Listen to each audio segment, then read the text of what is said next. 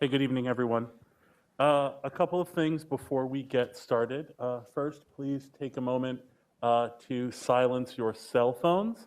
And when you come to address council, if you've come to address council, please speak directly into a microphone.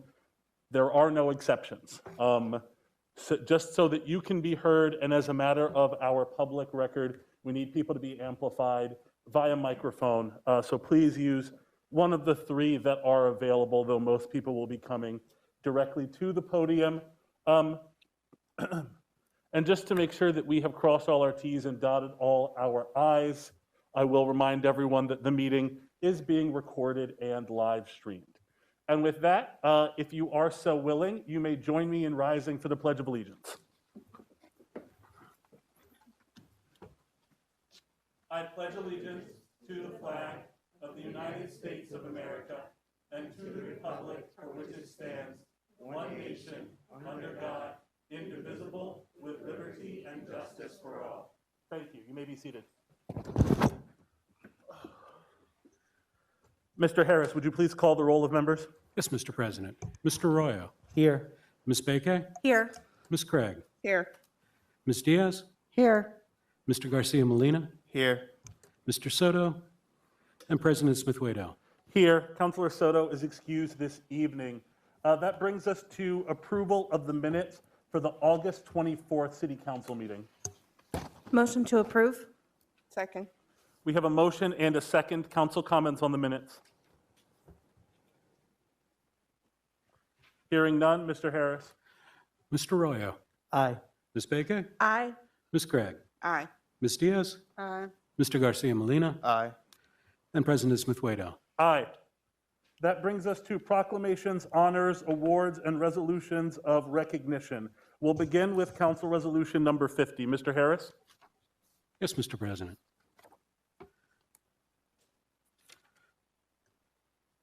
A resolution of the Council of the City of Lancaster recognizing September 15, 2021 through October 15, 2021 as Hispanic Heritage Month and encouraging awareness among the citizens of Lancaster of the important contributions of people of Latino descent. Motion to approve? Second. All right, we have a motion and a second. We discussed this briefly at committee, but Councilor Royal, Councilor Diaz, please. Thanks. Actually, I'm going to turn it over to one of our city employees, Zaida, who is actually going to read the proclamation in Spanish. We're gonna push that back over to you and Oh. read the proclamation. Thank you. Never mind. We are going to read the proclamation. Resolution. Whereas the month of September 15th, 2021 through October 15th, 2021 has been designated National Hispanic Heritage Month in the United States, and whereas National Hispanic Heritage Month is celebrated by highlighting the contributions and influence of Latinos in the United States. And whereas the events during this month give us the opportunity to highlight the positive aspects of the culture and to show the diversity of the Hispanic community in the city of Lancaster. And whereas the city of Lancaster has had a rich influx of residents from Puerto Rico and countries such as Dominican Republic, Cuba, Colombia, Mexico, and other Latin American countries. And whereas Hispanic residents made up more than 38% of the population of the city of Lancaster as counted in the 2010 census, and statewide were responsible for much of the population growth experienced in parts of Pennsylvania and in the 2020 census. And whereas Pennsylvania's Hispanic population grew by 45.8% in the 2020 census to more than 1 million people. And whereas Hispanic people comprised many of the essential workers who provided vital services and kept businesses operating during the COVID-19 pandemic, including work in the medical, agricultural, retail, and construction fields. Now, therefore, be it resolved by the Council of the City of Lancaster that we celebrate and recognize the strong commitment to family, community, and hard work that Hispanic citizens have brought to the City of Lancaster. Be it further resolved that the Council of the City of Lancaster wishes to acknowledge the contributions by our Hispanic citizens to the rich cultural diversity and the quality of life of the City of Lancaster. Be it further resolved that the Council of the City of Lancaster is pleased to designate the month from September 15th, 2021 to October 2021 as Hispanic Heritage Month in the City of Lancaster.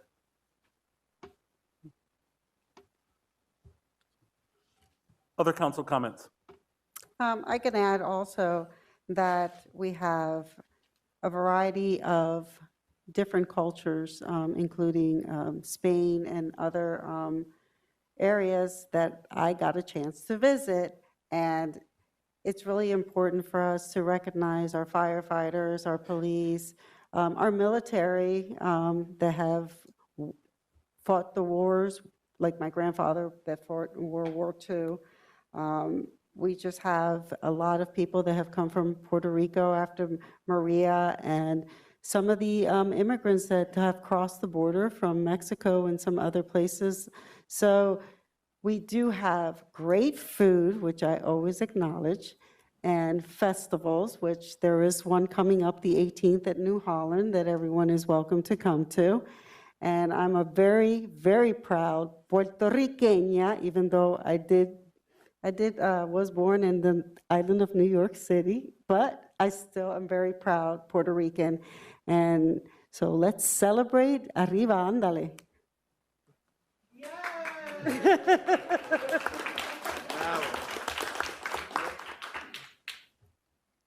Other council comments on the resolution? Sorry, other council comments on the resolution? If I may. Of course. So I think really for me, what I think is important is that we take a moment to pause and really talk about the values that our community has brought to this city. I think that the other resolution that we'll be talking about us being welcoming cities, is really all about how we come together. And it's taking a moment to pause and really reflect on our history and our past. So we were talking about 38% in 2010 being Hispanic, right? And so that number is only going to increase. And one of the things that I appreciate about this community is that I've never really felt, how do I say this? Not wanted. I also have never really felt like this is a community that saw my differences as something that hindered my ability to be a good neighbor, that hindered my ability to be a good politician, and to be a good friend, and is one that celebrates it. So I'm really glad that we're standing up here today amongst you all, just acknowledging the fact that together we are moving para adelante. Y para los que en sí no entienden inglés por ahora, lo que estamos haciendo hoy es tomando un momento para reconocer que nosotros como hispanos hemos traído muchas cosas para la comunidad aquí buenas. Y en sí es un momento para nosotros darnos un aplauso a nosotros mismos, porque mucho trabajo que hemos esforzado para llegar a esta comunidad. Muchas gracias por venir. That's it. Thank you. From the public? Don't throw any rocks at me, but I'm going to say the following. Every time Ivan? my name is Ivan Acosta Velez. I live at 804 Highland Avenue, Lancaster, Pennsylvania, 17603. Thank you, sir. It looks really well, and I appreciate what you do for us. But what I don't appreciate, that you make a lot of proclamations, and when you have to help the Spanish community, you don't say present. And this is nothing with the mayor, not with any of you, because people that know me, I'll say it like it is. But it's time that it's good that you did this. This is beautiful. We like it. But we like to see more employees.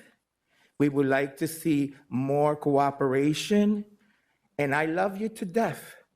But come to our festivals, but just don't do it election time. Okay? Do it all the time. And get mad at me, but that's okay. I can take it. I've lived here since 1978. Okay? And I did not want to come to live here. I came here because of my mama. And the people that love their mama, that's why I came here. I love it here. I think the Dominican Republic community has done a great thing here. The Puerto Rican community has done it, and all the other communities. And one thing that you don't know about the Dominican Republic is they have a program that is very important that we mention. People pay to be a part of it, and they bury you. They pay your burial. That's something that is not said about them, but they have a program that helps people with that. Okay, my community, the Puerto Rican community, didn't do that, but the Dominican Republic community did that. And I love you all. We love you to see in festivals, and you do an election, and you don't do it only those times. Come and stop at some of the places. Because let me tell you, I might be sick and old, but I go to a lot of places, and some of you, I don't see you. And to be very honest, you're not a Hispanic because of your last name. You're Hispanic for inside. You're not a Hispanic because of your color. You're an Hispanic because you feel it. And I want to thank you for this, but also remind you that we have a little ways to go. And you sit here and I'm a council person now, but just remember, voting is coming, and that's where it counts. Thank you very much for the proclamation. I didn't do it to make you feel bad. I did it for you to think. God bless you. Thank you. Council President, Councilor Arroyo. if there are no other public comments or council comments, there is a special guest that I do want to introduce. So next, I'd like to introduce someone whose voice is very familiar to a lot of us in the community. Nicolas Collado, also known in our community as Jessie Moreno, is the president and founder of the Quisqueyones Latinos Cultural, Sports, and Community Center, as well as the 25-year-long volunteer broadcasting history at Radio Centro. Nicolas is a Latino community leader who leads a cultural center, local and international softball teams, virtual, local, and international radio programming, and who is focused on fostering a Latino growth and well-being in our community. I'd like to welcome Jessie Moreno.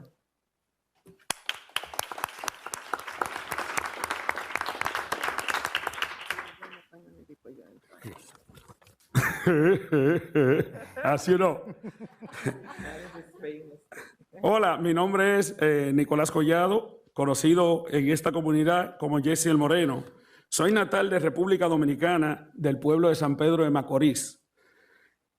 Llegué a Lancaster el 10 de abril del 1981. Desde joven he trabajado arduamente para traer a mi familia natal a Lancaster. Tengo una linda familia de 4 hijas, 14 nietos y una bisnieta, junto a mi esposa Diana Collado. Hello, my name is Nicolas Collado, known in the community as Jessie el Moreno. I am a native of Dominican Republic, the town of San Pedro de Macorís. I arrived in Lancaster on April 10th, 1981. From a young age, I worked hard to bring my native family to Lancaster. I have a family of 4 daughters, 14 grandchildren, 1 great-granddaughter with my wife, Diana Collado. En el 1985 gané el campeonato de guante de oro de Pensilvania, el centro de Pensilvania. Inicié la liga de softball en el 1990 y a través de los años he tenido 4 equipos de softball. Trabajé como voluntario en Radio Centro por 25 años y he proveído a la comunidad con noticias, música, información radial. El último, hay uno más, en el 1990. Y en el 1990 fundé el Centro Cultural y Deportivo Quisqueyanos Latinos y en el 2008 lo registramos como una organización sin fines lucrativos. Over the years, I have had the following achievements. In 1985, I won the Central Pennsylvania Golden Glove Championship. I started softball leagues in 1990. Across the years, I led 4 international and local softball teams. I volunteered at Radio Centro for 25 years, providing the community with news, music, and radio information. And in 1990, I founded Quisqueyanos Latinos Cultural and Sports Center. And in 2008, we were registered as a nonprofit organization. Comparto con ustedes todo mi trabajo comunitario y por qué elijo hacer este trabajo tan duro. Es porque muchas personas me han ayudado en esta comunidad. En esta ciudad de Lancaster City tengo que ayudar a otros que vienen. Es mi responsabilidad con esta comunidad y especialmente con la comunidad puertorriqueña que me trajo aquí y el comité puertorriqueño que me dio la oportunidad de comenzar mi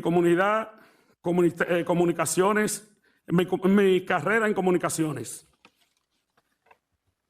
I share with you all my community work, and why I choose to do this hard work is because many people have helped me in this community, in this city, Lancaster City, and I have to help others who come. It is my responsibility to this community, and especially to the Puerto Rican community that brought me here, and the Puerto Rican committee that gave me the support and the opportunity to start my community career and communications career.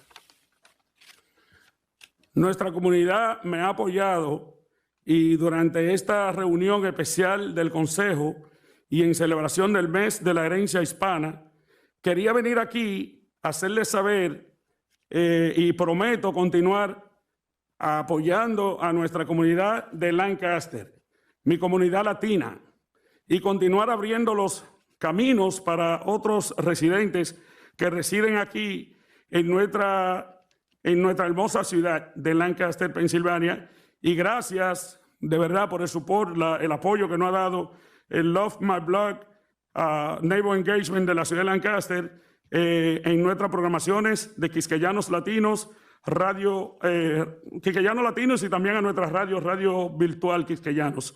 Gracias a la alcaldesa, nuestra honorable alcaldesa, Denise Orashi, y también gracias a nuestra comunidad dominicana y a toda la comunidad en general. Gracias, Señor, en esta celebración de la herencia hispana por esta invitación que me han dado aquí en esta noche. Gracias. I'll just finish with that last translation. So, our community has supported me, and during this special council meeting and in celebration of Hispanic Heritage Month, I wanted to come here and let you know that I promise to continue to support our Lancaster community, my Latino community, and continue to open the way for other residents who reside here in our beautiful city. And a special thank you to Love Your Block for your support in Quisqueyano Latinos programs.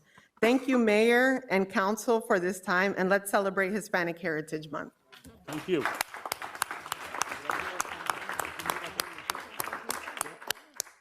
También quiero dar la gracia especial para mi familia que me apoya y mis compañeros de labores en nuestra organización, como el señor Nova, Elías Mateo.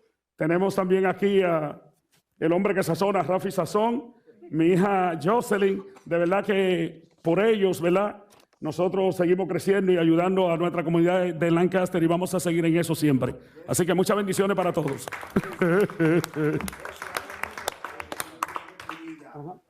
Yo quiero que tú digas que el dominicano no solamente trae el béisbol aquí, sino que también nosotros somos gente de trabajo, que luchamos por un mejor futuro. Amén. I just want to say that Dominicans not only bring baseball here, but we also fight for our future, and we bring work here to the city of Lancaster. And good baseball, too.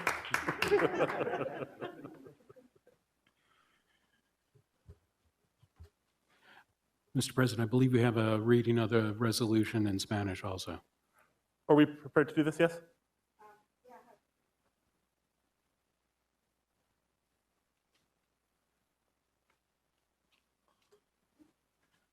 Either one. Microphone.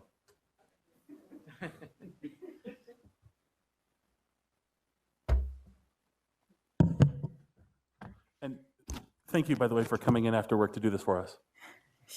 Thank you. Okay. Reading everything. Councilor Rowe? Okay. Archivo del Secretario de la Ciudad, Resolución del Ayuntamiento 50-2021, presentada por los concejales Díaz y Arroyo, 14 de septiembre de 2021, adoptada por el Ayuntamiento. Resolución del Ayuntamiento de la Ciudad de Lancaster, reconociendo desde el 15 de septiembre del 2021 hasta el 15 de octubre de 2021 como el mes de la herencia hispana y fomentando la concienciación entre los ciudadanos de Lancaster de las importantes contribuciones de las personas de ascendencia latina. Considerando que el mes comprendido entre el 15 de septiembre del 2021 y el 15 de octubre de 2021 ha sido designado como el mes nacional de la herencia hispana en los Estados Unidos. Y considerando que el mes nacional de la herencia hispana se celebra destacando las contribuciones y la influencia de los latinos en los Estados Unidos.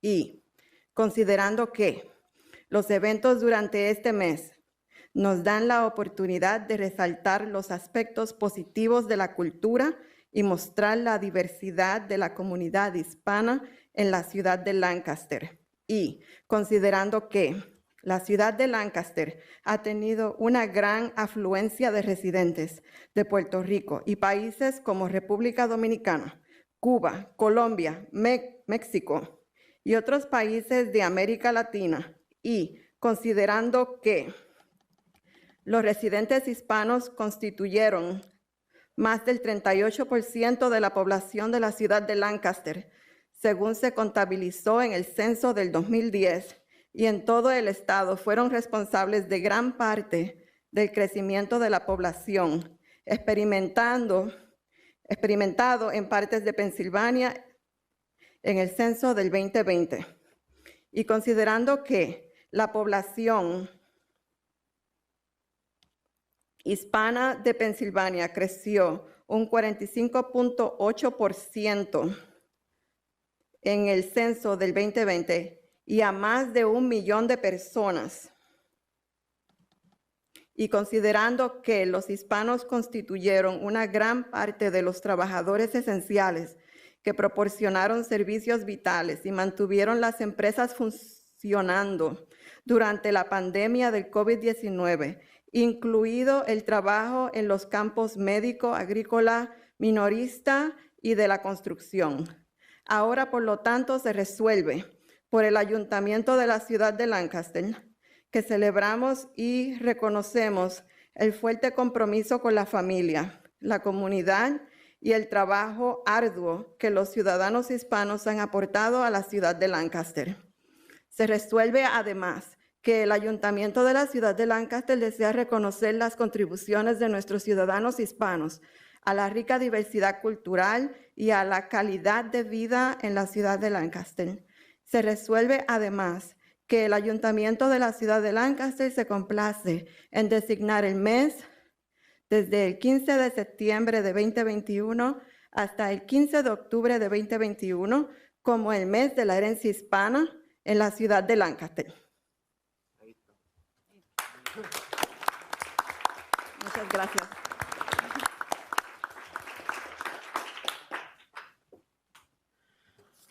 Thank you. Counselor? Call for vote. Were there any other public comments on the resolution? Hearing none. Mr. Harris?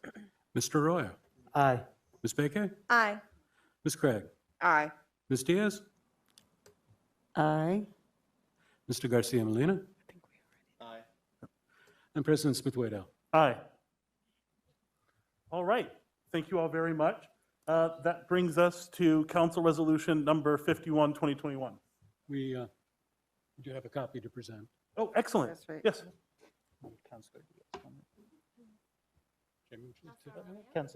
Councilor Diaz, I know you wanted to present. Did you want to present the?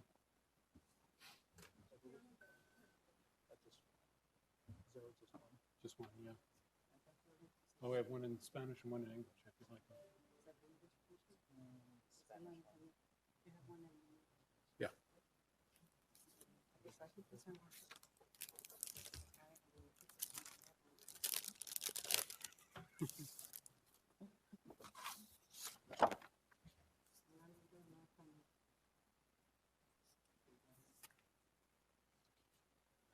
Sorry.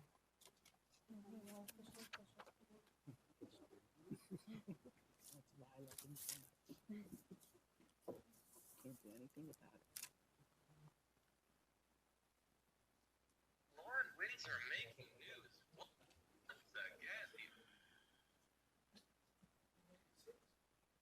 I would like to present this to Ivan Acosta.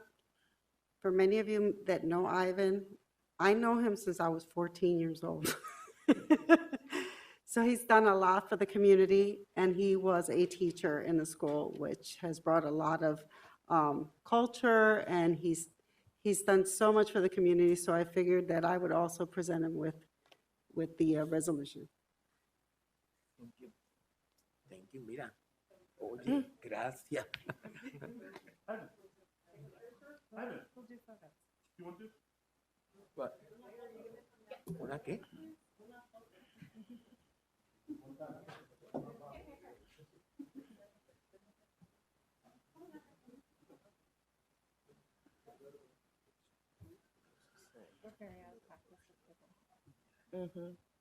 I think we just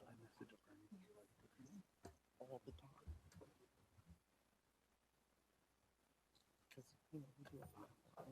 Thank you, Mayor. Thank you so much.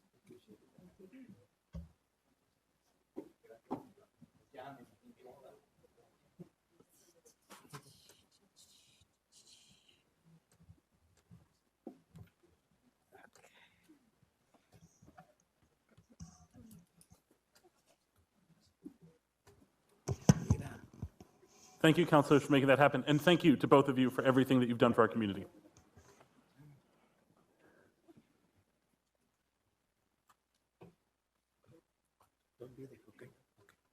Mr. Harris. Yes, Mr. President, resolution number 51. A resolution of the council of the city of Lancaster. I'm sorry. A resolution of the council of the city of Lancaster recognizing Welcoming Week in the city of Lancaster and celebrating the city's designation as a welcoming city by the National Welcoming America Initiative. Motion to approve. Second. All right, we have a motion and a second. I could actually not be more excited. This is a journey that we took on shortly after I joined council, so almost 4 years ago, and I believe we received the declaration in September of 2019, and it is an honor to welcome both those present and those who are participating with us in spirit who come together to make Lancaster a welcoming city. I believe we have some representatives from Church World Service and the community to sort of kick us off here.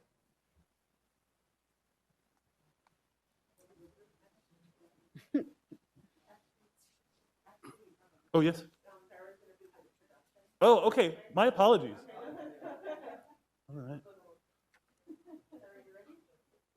You're good.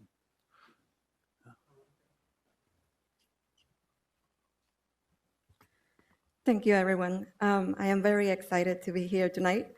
Dear council members, my name is Zaira Falou, Language Services Coordinator for the City of Lancaster, and it is a pleasure and an honor to be with you today. I would like to provide you with a very brief update on Welcoming City and language access, and then move on to the reason why we're here, apart from everything else. As you may know, the city became Welcoming City certified in August 2019. Last September, during this time, I shared with you some goals to continue our Welcoming City certification and increasing language access for the city of Lancaster. To improve equity and communications with our residents who are 38% Latino Hispanic descent, and many may speak Spanish as their primary language, and many other cultural groups who speak other languages. I am honored to share these updates to participate in what I consider the most important and basic service we can provide to our city residents. Language access accomplished goals are: the appropriate language access line was launched in June 2020. Translation request process for all departments via email to citylanguageaccess@cityoflancasterpa.com was launched in June 2020. Staff training for language access tools was launched January 2021. I am happy to report that we have implemented the language access line and the department's highest usage rate is for the water meter shop. Also, the wastewater plant is widely used in the language line, the police department, and treasury department. So as you may see, our front-facing departments that are in continuous communication and services with our residents are certainly taking advantage of this tool. The highest languages used, of course, is Spanish. However, to my surprise, Swahili is coming at a 50-50 match with Spanish. Yes. Other languages that are being requested at the language line are Kinyarwanda, Vietnamese, Burmese, and Nepalese. With a new process for department-wide translations, I have translated and contracted with providers, which I believe one of our providers is here present tonight. Communication Essentials provides our translation services. And we have translated this year an average of about 70 documents. And those range from presentations to notices to notifications, media releases, policies, and ordinances that have been translated to Spanish mainly. I mention this because it is important to communicate this information to our residents. We held 2 trainings in 2021, and our goal in 2022 is to host quarterly trainings on language access tools and cultural awareness trainings to improve the services provided to our residents by our city staff. What we're planning for 2022 is to review and possibly update our language policy, standardized procedures and guidelines for language access.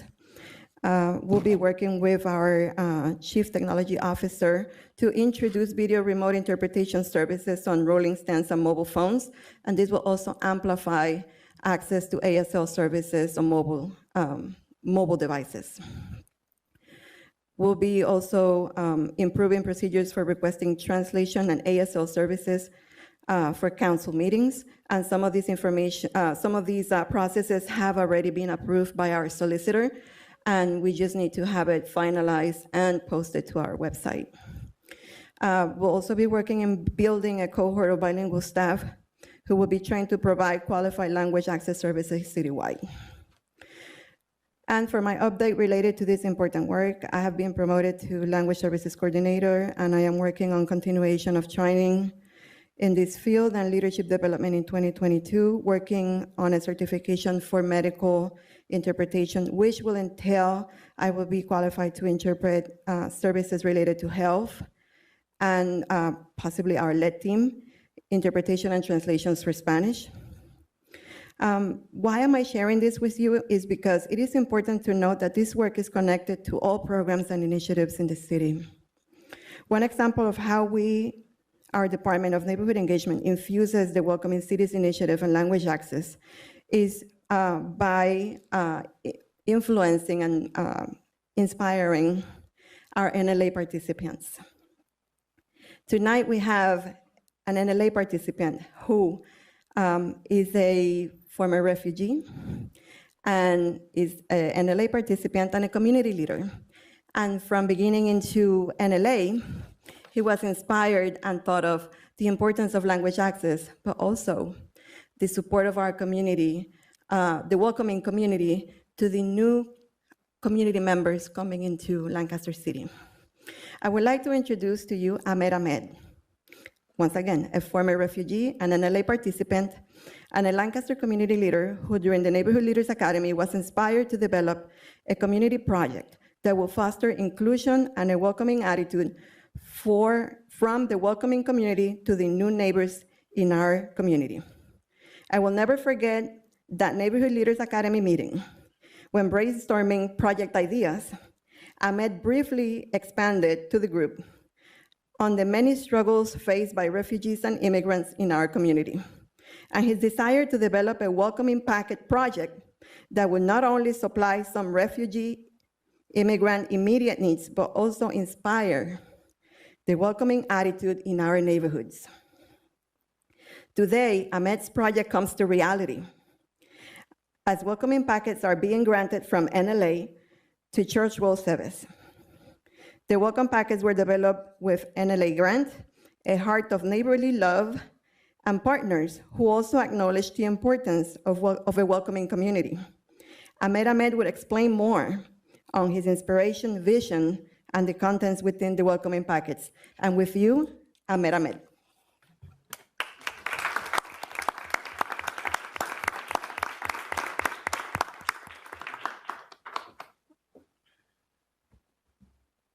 Hello, good evening. And my name's Ahmed, former refugee, community organizer, and now proud graduate of the Mayor's Neighborhood Leaders Academy.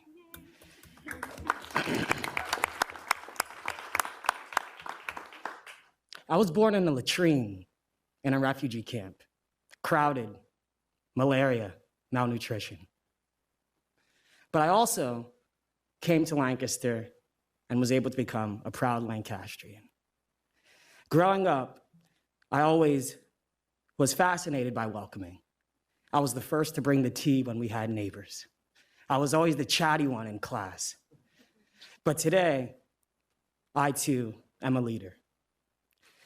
Now, I remember being here 2 years ago at our first welcoming week. And I not only urged the city council and the mayor to continue to make Lancaster a welcoming place, but to continue to make government accessible to new Americans. And we were able to achieve that. And halfway through, I saw the neighborhood leaders graduation. And I told my girlfriend, Kate, who's here, I said, wow, I'm gonna be a neighborhood leader. I heard of people trying to make a neighborhood tool shed. I heard of people in Southeast Lancaster concerned about trash removal. And it dawned on me that, we have to blend our life's work of not welcoming, but doing the work, being the leader, because I could tell you it is a lot of work.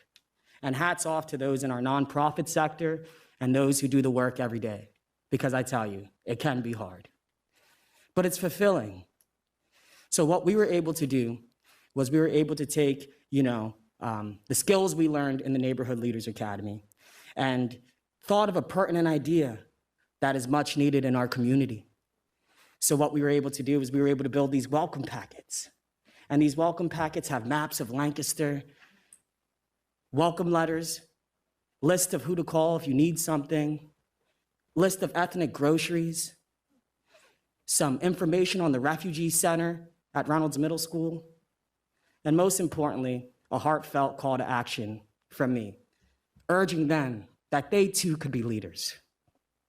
In a few short weeks, I'm going to be speaking in Las Vegas, Nevada at the National Immigrant Integration Conference. Not to talk about my accolades or not to share my story, but to share our story here in Lancaster, how we as a community can galvanize against our newest neighbors. Welcoming means more than just packets. Welcoming means ESL. Welcoming means welding classes. Welcoming means more than just one-off gifts or just even a welcoming week. We need to continue to not only build leaders, but to build neighborhood engagement in our refugee community. So we were able to get great donations from so many businesses, and we're not stopping. This is just the beginning. This is just one symbolic bag, but through a grant, we were able to create 10. Thanks to the Lancaster City Alliance, we have 25, and who knows, this is gonna be something that we continue to do for many years to come, so that every refugee that comes to Lancaster knows that not only their community cares about them, but here's some Stroopies, come try us out. Here's where to get a nice cup of coffee. Here's where to get a nice haircut. And that you too can be a leader.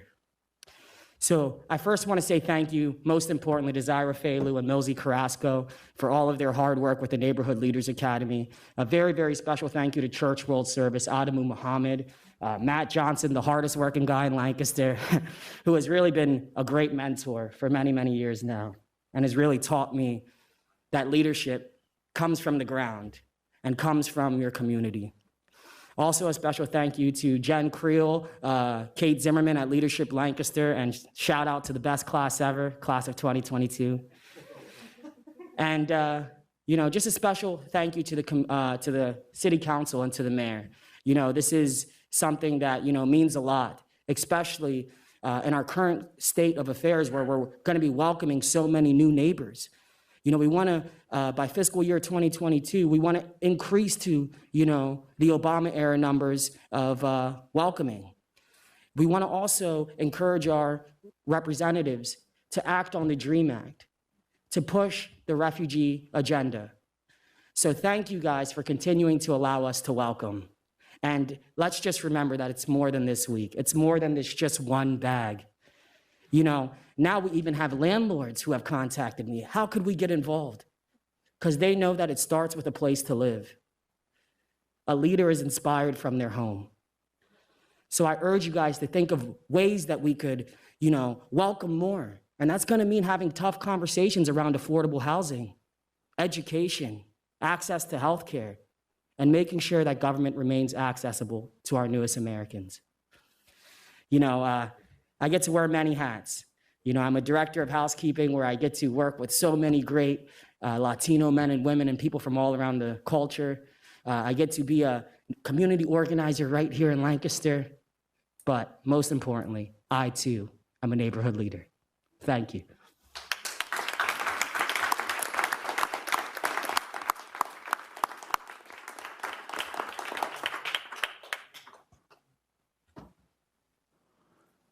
Thank you very much.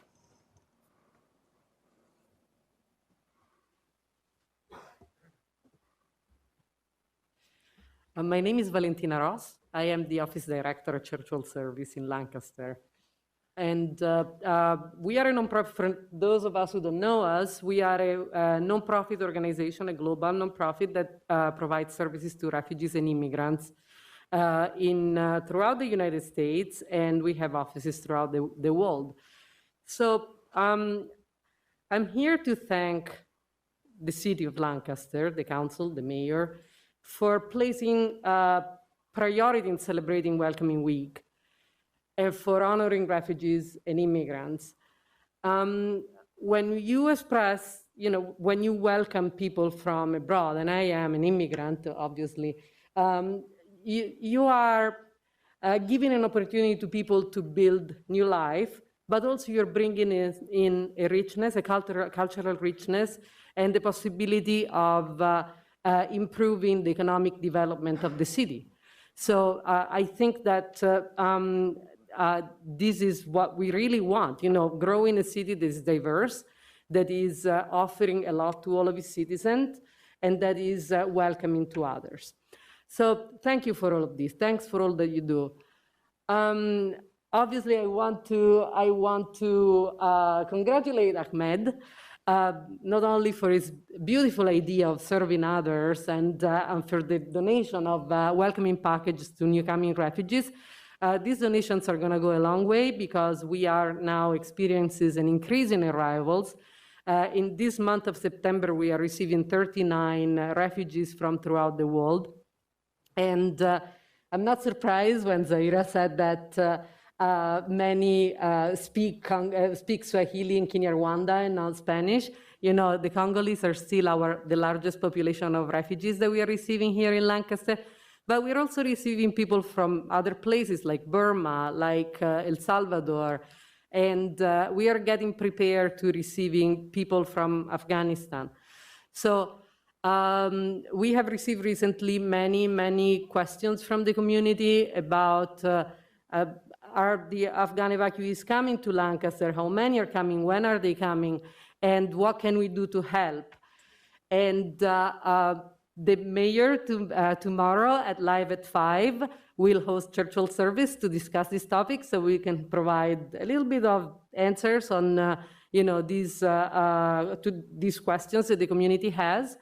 And we can let you know all of the resettlement services that we provide to newcomers and also to refugees who have been here in Lancaster for some time. So please tune in, and the event is going to be on the city's Facebook page at 5 o'clock tomorrow. Thank you. Thank you.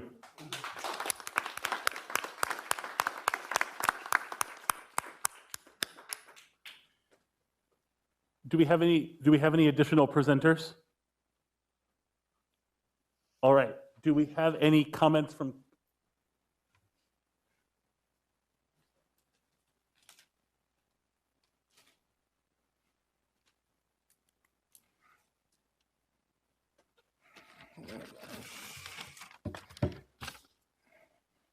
Hi.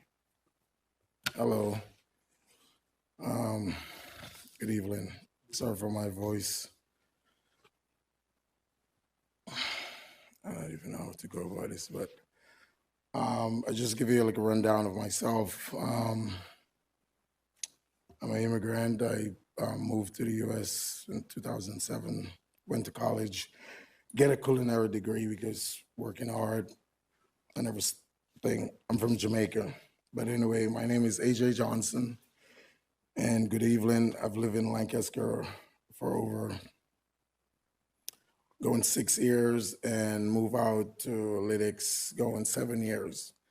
And I just kind of want to give a backdrop.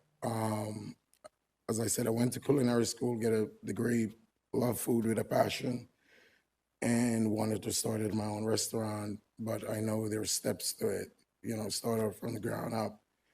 And I'll just read something that I sit down there and just get in my thought, because I came in the office, I think around a week ago, and I said, it's really depressing.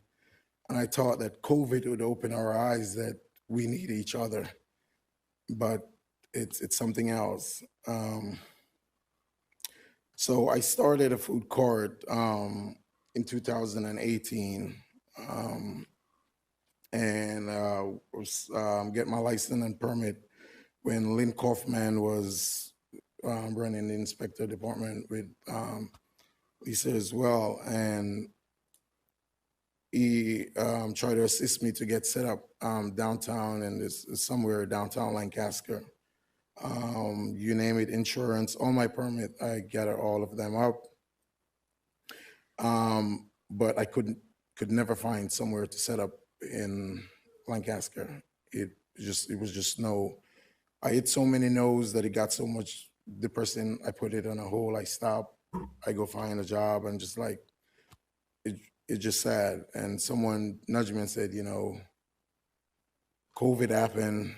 You should try to push back out. And I, went about and did. And again, you can name all the business downtown, from Holiday Inn to the Village to the Marriott to Marion Court to Tellus 360, Yogur's, Isaac, Bailey's, like all the bars, like I asked to just set up outside just for the night hours from 10 p.m. to 2:30 p.m. to just cater to the nightlife. It was all no, and I tried to talk with Jamal, the zoning, and we were on the phone. I never met him. We were on the phone, and several conversations. And again, it just leave just a bad taste in my mouth. And I cook. I'm a chef. It's very rare I get bad taste in my mouth. But anyway, I'm just here to ask for an opportunity. I set up in the square, activate my account and everything, and I set up back in the square, and they kicked me out, said I don't have the approval to be there. So really, I'm here asking, because I don't know where to go. I've speak to a lot of people on the phone, and they took my information, and they said, somebody will get back to you. Somebody will get back to you. And I went down to Fulton Bank last week, and I had a conversation with a teller. I think his name is Sean. And I'm just sorry that I didn't capture the conversation on the phone that someone else could hear. This teller that worked in a bank took my information. I know I'm all over the place, but bear with me. He took my information, my name, address, everything, my business, everything. And he took it, and he said, all right, I will get it to the right department that need to get this information. So I said, could you give me a name, a number that I can stay in touch? He said, no, just come back in, and they normally reach out to you within a week or two. If not, just come back in, and we will try to get to that person. So anyway, I went back in, and the conversation that we had, so I said, did you pass the information on? He said, yes. And I said, what department did you pass it on? He said, maintenance. I said, what's the name of the person? I kid you not. He said, I don't know. I see him here, or he work here, but I don't know his name. So I said, you pass the information on to that person. How do you know that is the person to have the information? And he said, I just don't know. I just assume that that's the person. And I said, you work in a bank, Fulton Bank, $1 million/billion-dollar business, and you wear a name tag in a bank, and that person doesn't wear a name tag, but you assume that that person needs this information, and you didn't take the name of that person or anything. I said, yeah. So I said, can I speak to your manager? He said, my manager is gonna do the same thing that I do. I said, but you have a manager, right? He said, yes. I said, let your manager do his or her job, and you do your job. Can you get your manager? And he typed up something on the computer, and I went down and I sit down, and just the conversation that guy just had with me, that he passed the information on to someone that worked in the bank that he doesn't know, but he assumed that this person needs to get this information. And I just like, I know it's a bunch of BS, but like, I said, just think about what you're telling me. 2 grown adults here, and I should just take that and just walk out. So anyway, the manager come over and, do the usual, give a card, like email me, and that's that. And I said, I know it's not gonna go anywhere. I've been doing this over 3 years, and it's a run in a circle. And he give me the card and the same thing, email, nothing. And it just leave just a bad taste in the mouth of, say, someone that want to start a business, because you have to start somewhere. As big as this building is, there was a foundation. There was a 1 brick lay or 1 block lay. It didn't just pop up. So just because, someone want to do a hot dog stand, you don't know if that person gonna have a franchise. The Marriott was built off, the owner started with a soda can, a root beer on the corner. But nobody see the person when they're starting out. But I'm really concerned, like, where are the people to try to give these people opportunity to just, like, I'm not asking for a handout, but it's just an opportunity. COVID hit, I'm behind on my rent. I'm behind on my light bill. And my landlord is about to kick me out like a dog. That's what she said. And I'm trying not to be homeless. And I'm just asking for an opportunity to work, not for a handout, because I know that I'm capable of creating jobs for others. But like, I don't know where to go, because I've called so many people and they take me, yes. And it's just nothing. And if there's a lease to, if there's a fee to pay or fine or whatever it may be, it is. I'm working right now, and at times I will go to the flea market where I set up. But I'm just asking for assistance to, like, help enhance Lancaster, the city life of a nightlife, to just bring something to the table. Like, the story of the runaround is just too much. And I not even know if I'm at the right place. To be honest, I was just like here, and I'm like, okay, and I just like kind of just get out my thoughts. But, and I don't think we are human, we're a bad person. We just get misled of what is in front of us, which is our career or family, and etc. And from once it doesn't affect us, we're like, let's keep going. But as a couple of people that came up here, like, you don't know how things affect others. It's a domino effect. Right. Someone that I guarantee someone that you guys know came up to my stand. They purchased something and they have a wow moment, and they're like, wow, you did this? How did you do this? So I'm not asking for a handout as much as I'm on renting assistant right now. But I'm asking for an opportunity to present what I'm good at, to go to the next level, to create jobs for others. And again, that's it. Thank you, sir. Can you stick around after the meeting? I can. Okay, I appreciate that. I know we have something of an agenda. I'd like to speak with you. And Councilor Royale, would you? Yep. Thank you, sir. Were there any other presenters from CWS or regarding the welcoming resolution? Okay, council comments. If I may, Councilor? Of course. President? Yeah. First of all, thank you, AJ, for your comments. One of the things that I wanted to make sure that we talked about was the entrepreneurial spirit from the immigrant and the refugee community here in Lancaster, and I think that's only possible because we are a welcoming city. And because of all the resources that are available to entrepreneurs from underrepresented backgrounds that exist here. And, you know, we'd love to connect you to those resources, such as Assets, SCORE, and Community First Fund that, you know, a lot of folks from these communities have been able to take advantage of to make sure we move in the right steps. So definitely thankful to live in a city where we are welcome and have these types of resources, and looking forward to, you know, what the future holds for a lot of the refugee community. Thank you. I just want to thank both of you for sharing your stories. In both stories, I heard a hunger to thrive and a desire to connect with individuals and support one another. So I'm really appreciative of that. But I also wanted to take a moment. This isn't the first time that CWS is presented to us, so it's also not the first time that I'll say that CWS was my first job. But I do want to take a moment because I think there are a handful of people in our lives that we meet that really change the trajectory of it. And one of those is here today, and it's Valentina.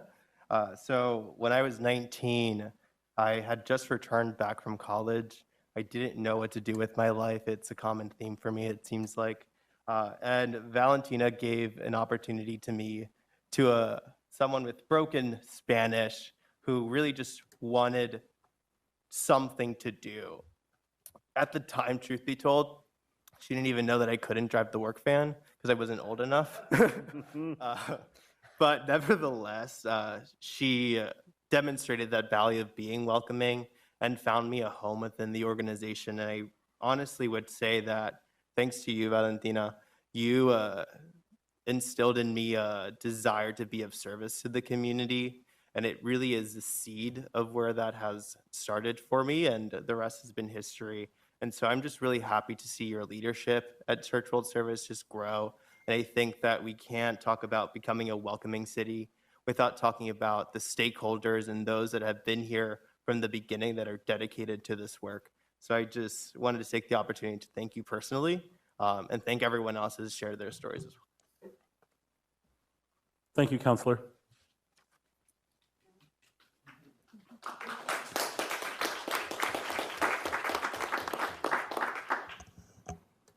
I just want to say that I really thank World Church Service. I actually used your services when I got married with an immigrant and didn't know where to go, what to do, because it was very foreign to me as an American citizen having to go through the process. But now I do understand what immigration and what the immigrants go through, which is an very, very hard process, especially with the questioning and even the financial part of it. Obviously, I was able to go through the process, but there are many that have not gotten their citizenship, and that's one of the key factors, that they're not able to afford it or they don't have a sponsor. So I just want to thank you for your services, and thank you, Matt. I know that you and I every now and then talk about some of the things that are going in, whether it's state or national, some of the things that we do. I'm working with Andrew from Harrisburg also with some of the immigrants that are coming from Afghanistan. So thank you very much for your services. If I may, Council President? Of course. Oh. I just want to thank all of you for this opportunity tonight. It's truly humbling to be here and to hear the stories and know the amount of work and effort that has been And I appreciate joining council in recognizing Hispanic Heritage Month and welcoming cities. Lancaster's incredibly fortunate to have this, the strong Hispanic culture and heritage and the richness, I believe, of the Hispanic and Latino neighbors, you know, that is brought to Lancaster is truly a gift. And I believe that part of that you all are a part of Lancaster's identity for such a long time, which is really set a course for our community to be a successful, welcoming city to immigrants and refugees, seeking a better life for their families, like you, Jessie, and so many others. I want to just thank everybody who has and continues to extend a hand to welcome those who come after them. And I want to also just acknowledge that as I approach my 4th year in office, which I just can't believe that has happened so fast. We began this journey on my 2nd day in office, and it was the result of Hurricane Maria and what we could do to do better and to be more of a welcoming city. And it was because of Matt Johnson that we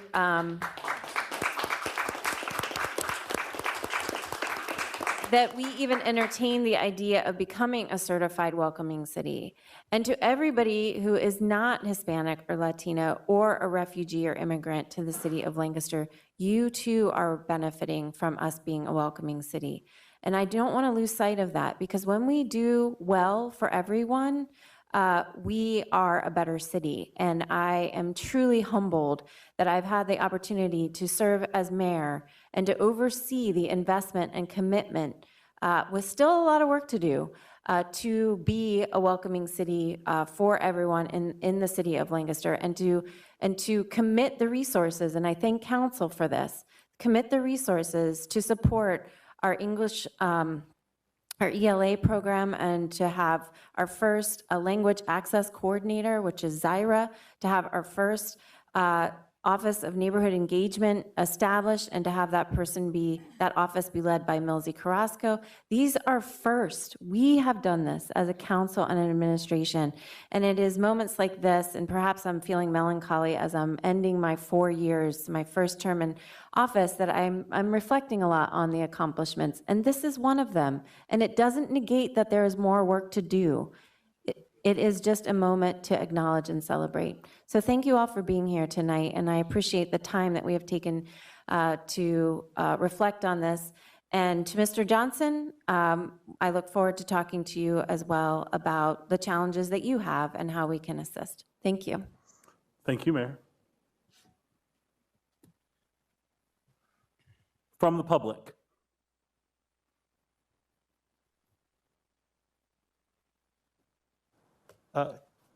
Hearing none, I will take a moment to thank, as the mayor noted, those counselors who have pushed us forward on language and digital and other kinds of accessibility for this meeting, and for the community leaders like Ahmed and a number of people seated inside this room who continue to push us to be better, because it is easy to get comfortable up here, and it's important to have those reminders about the next steps that we need to keep moving us forward. Having made that note, Mr. Harris, please. Mr. Arroyo. Aye. Ms. Beke. Aye. Ms. Craig. Aye. Ms. Diaz. Aye. Mr. Garcia Molina. Aye. And President Smith-Waddell. Aye. Ahmed, would you join me? Do we have a? We do.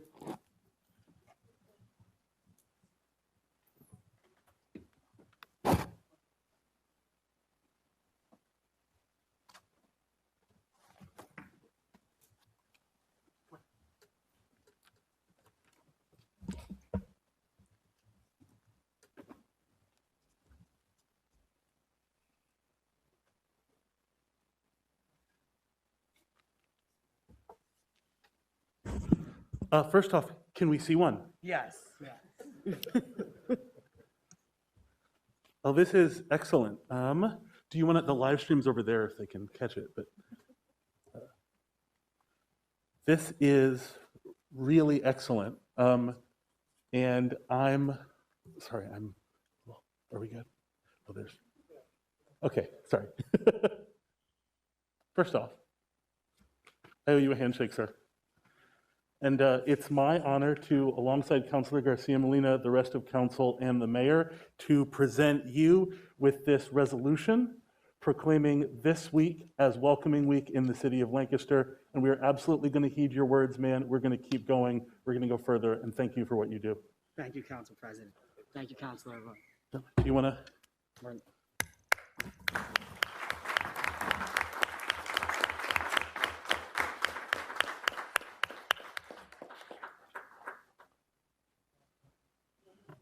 Matt, please, Matt.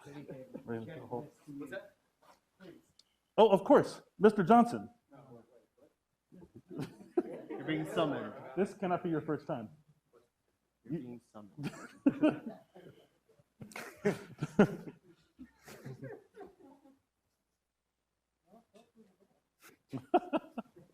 Thanks, Tim. Thank you. Thanks, Matt.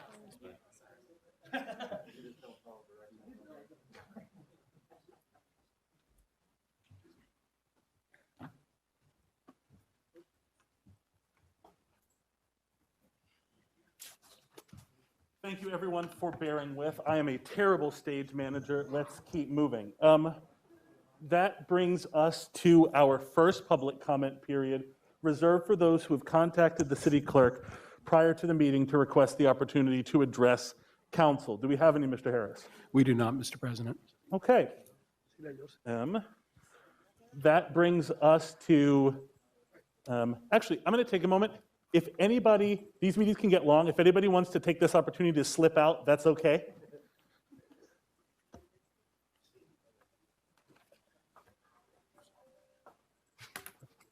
Thank you all so much for coming.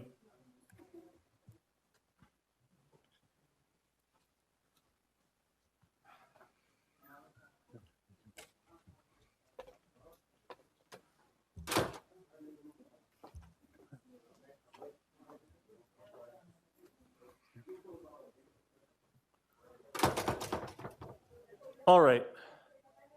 Mr. Harris, can we?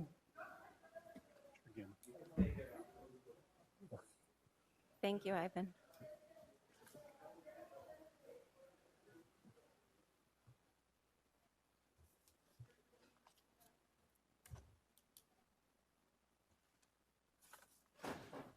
Thank you, Ivan.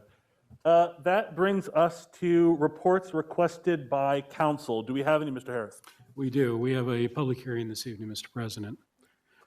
Petition to consider the request of Lawrence DeMarco and Bill Singh to amend the Lancaster zoning ordinance as amended to rezone land located at 301, 341 East Liberty Street and 309 East Liberty Street from central manufacturing to mixed use. Thank you. Excellent. Well, I hereby declare the public hearing open. Does anyone need to be sworn in or some such? Do you want to swear us in? Yeah. Okay.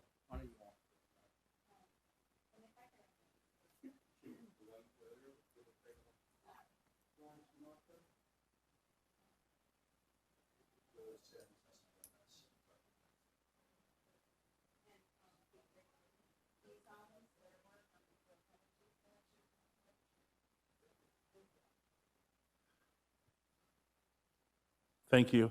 If you would just begin by, just because that wasn't into the microphone, by reiterating the names of those testifying for the public record. Sure. Good evening, Mr. President, members of City Council, Madam Mayor. My name is Dwight Yoder. I'm an attorney at Gibble, Crable, and Hess, and representing Larry DeMarco and Joel Sims. Mr. DeMarco is the owner of the property. Mr. Sims is the architect. I do have some handouts here that I'll provide to council to help explain the petition and go over it.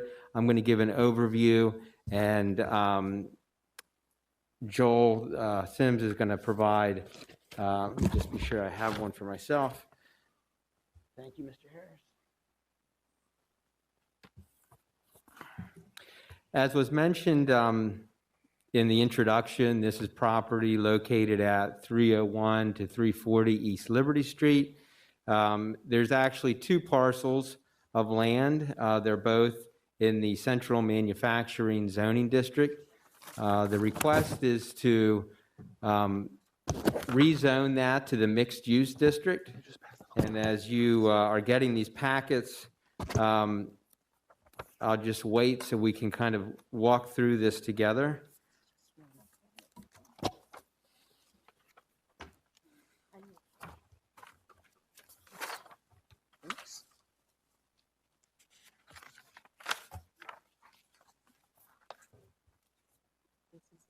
This way.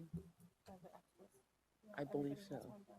I think Councilor Molina might need one of those. Okay, great.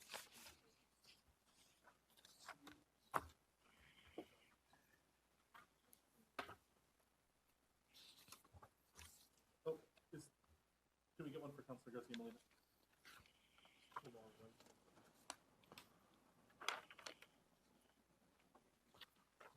Thank you, Mr. Harris. Do all members of council have the two documents? Yeah. Excellent. All right, thank you, Mr. President. I'm going to direct council to the packet that has the tabs on the side, and we'll start with Exhibit 1. And there's two aerial photographs there.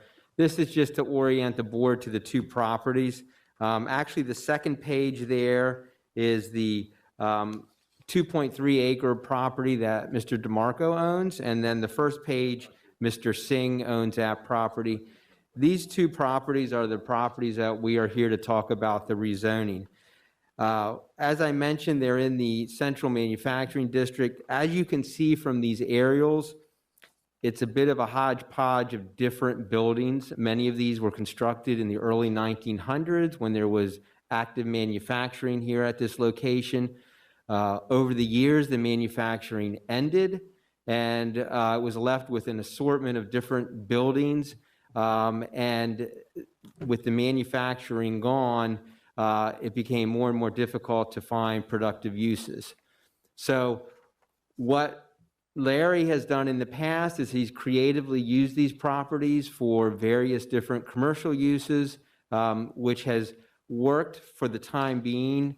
But because of the zoning, he's been limited in what he's been able to do, and he's had to come to the zoning hearing board for variances and other relief. What we're really excited about is Mr. DeMarco's vision for adaptively reusing these older manufacturing buildings and converting them into residential, commercial, mixed use. And we think it's a really good location for that. If you look at Exhibit 2, this will just show you how the property is currently zoned. And one of the things that I want to just be sure to highlight is that if you see the red bubble and the blue bubble, those are the two properties we're talking about. That's the Central Manufacturing. Right across Liberty Street, it's a residentially zoned district. And also then across the railroad tracks, you have mixed use. If you look at Exhibit 3, you can see some pictures of the property. And if you flip through there, you'll see also East Liberty Street. This gives you a sense of the existing mixed uses of this neighborhood. You have residential on one side, you have some commercial. What you really don't have anymore is manufacturing. And so the zoning doesn't align with the uses in this location. And that's a reason why we're here to request a rezoning. I'm going to let Joel come up and just provide a bit of an overview of the site, just to give you a sense of what's there. And then I'm going to come back and explain a little bit of the review process that has occurred, the analysis that was done by Mr. Smith, and then we'll see if there's any questions. Joel, when you go over, can you go over Exhibit 4, which is, yep, that, and then the floor plan, and just explain a little bit Larry's vision for how this would work.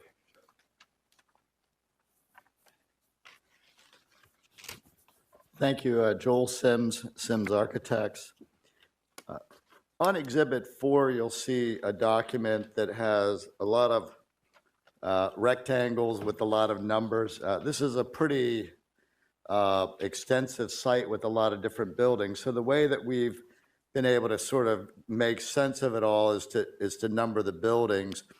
And sort of the reference point is number 3, building number 3. So if you turn back to your photos section in Exhibit 3 on page 1, you'll see this building that actually says something Products Incorporated, but it's a long, narrow building with a pretty, cool front on it. That's building 3. So that sort of gives you a reference point. That's right out at the sidewalk there. The other buildings are set back on the right and the left. So if you look back to Exhibit 4, you'll see building 3 comes right out to the street there. And then there's building 1 and 2 on one side of it, then 4 and 5. And then there's a series of buildings 7 through 11, which currently house things like auto body repair shop and a tire shop. So that kind of gives you the general layout. And then Exhibit 5 has a lot of smaller drawings, but what we did to sort of help you is we did 11 by 17. So I'll reference those now just to sort of give you a layout of the space. So the first one, titled Z1, shows a lot of blue, and that's the lower level, and we're maintaining apartments and commercial, and currently there's like a hair salon at the very front of the building, so we're maintaining that, and we're allowing for other commercial space on the lower level. That's about a half a flight below the sidewalk there, so it's not a full basement and it's not a full floor. Then when you get to Z2, that's the first floor, and there again you can see building 3, the long one, which we've indicated, and we have a number of colors. And what we've done is we've utilized the colors just to sort of indicate bedrooms of apartments that we would be able to have. All this is very preliminary. It's a very large complex, and obviously we're going for zoning approval.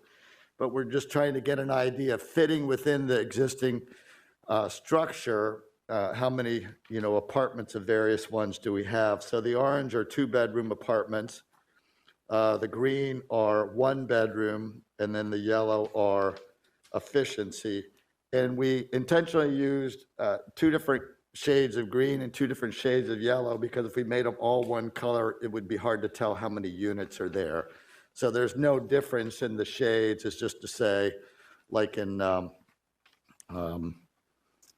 where we have light green and dark green in building 5, those are 3 1-bedroom apartments proposed. And then we also have purple, which is a common area. And then we do have some business use on the first floor. And we have proposed an addition on building 4 and 5, just to sort of create a facade that's in keeping with the historic structure, but also cleaning things up a little bit from the previous manufacturing.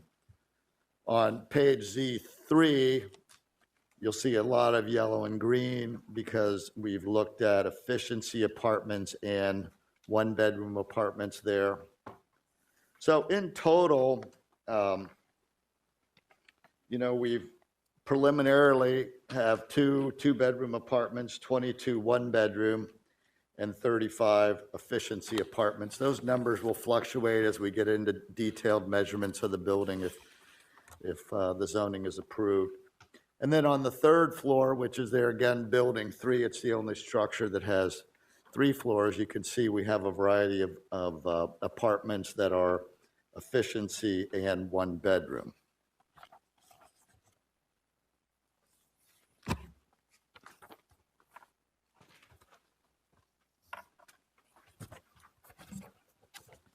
And as I mentioned in Exhibit 5, It's just sort of giving you an overview at a smaller scale with the different buildings there. Again, easy reference is the long part that's jetting out, which is Building 3.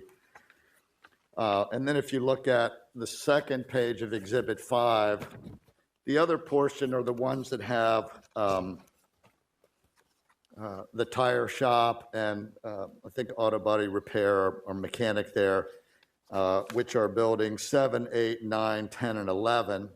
And what we preliminarily looked at is a combination of parking, possibly keeping some of those existing tenants depending, or at least adding some commercial, and then also adding some self-storage units as well.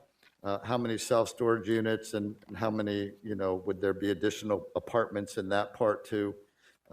We haven't thought through all that yet, but it just kind of gives you an idea of being able to do things that support the need for apartments in the city with parking, obviously, commercial use, maybe self-storage as well, and other things that support that. You want me to briefly touch on the renderings? Yeah, that'd be great. So then in Exhibit 6, we put together some renderings, one of our favorite parts of being architects. So if you see the first page shows Gerhardt and Company. This is just a rendering of sort of maintaining the existing facade. And then the next page, you can see the facade, and then you can see, sort of a loading dock area there to the left. But then what we propose to do, the third page shows more of a commercial apartment feel rather than just loading dock area. And then the fourth page will show the buildings to the right, trying to do something that doesn't necessarily match the brick of the late 1800s and early 1900s, but would be complementary to the structure.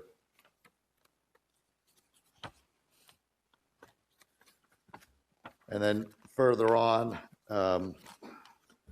we have just more showing what the structure would be looking like if we add some additions and clean up some of the facades that were pretty industrial over time. And then the last page of the Exhibit 5 shows where it says Liberty in blue. That would sort of be taking those back set of buildings, 7 through 11, and looking at maybe adding some commercial, maybe keeping some existing tenants, maybe adding self-storage, maybe some indoor parking, all those things sort of as we develop this rather complex and large project. But obviously the biggest part is being able to add apartments, which we are not able to currently do with the zoning.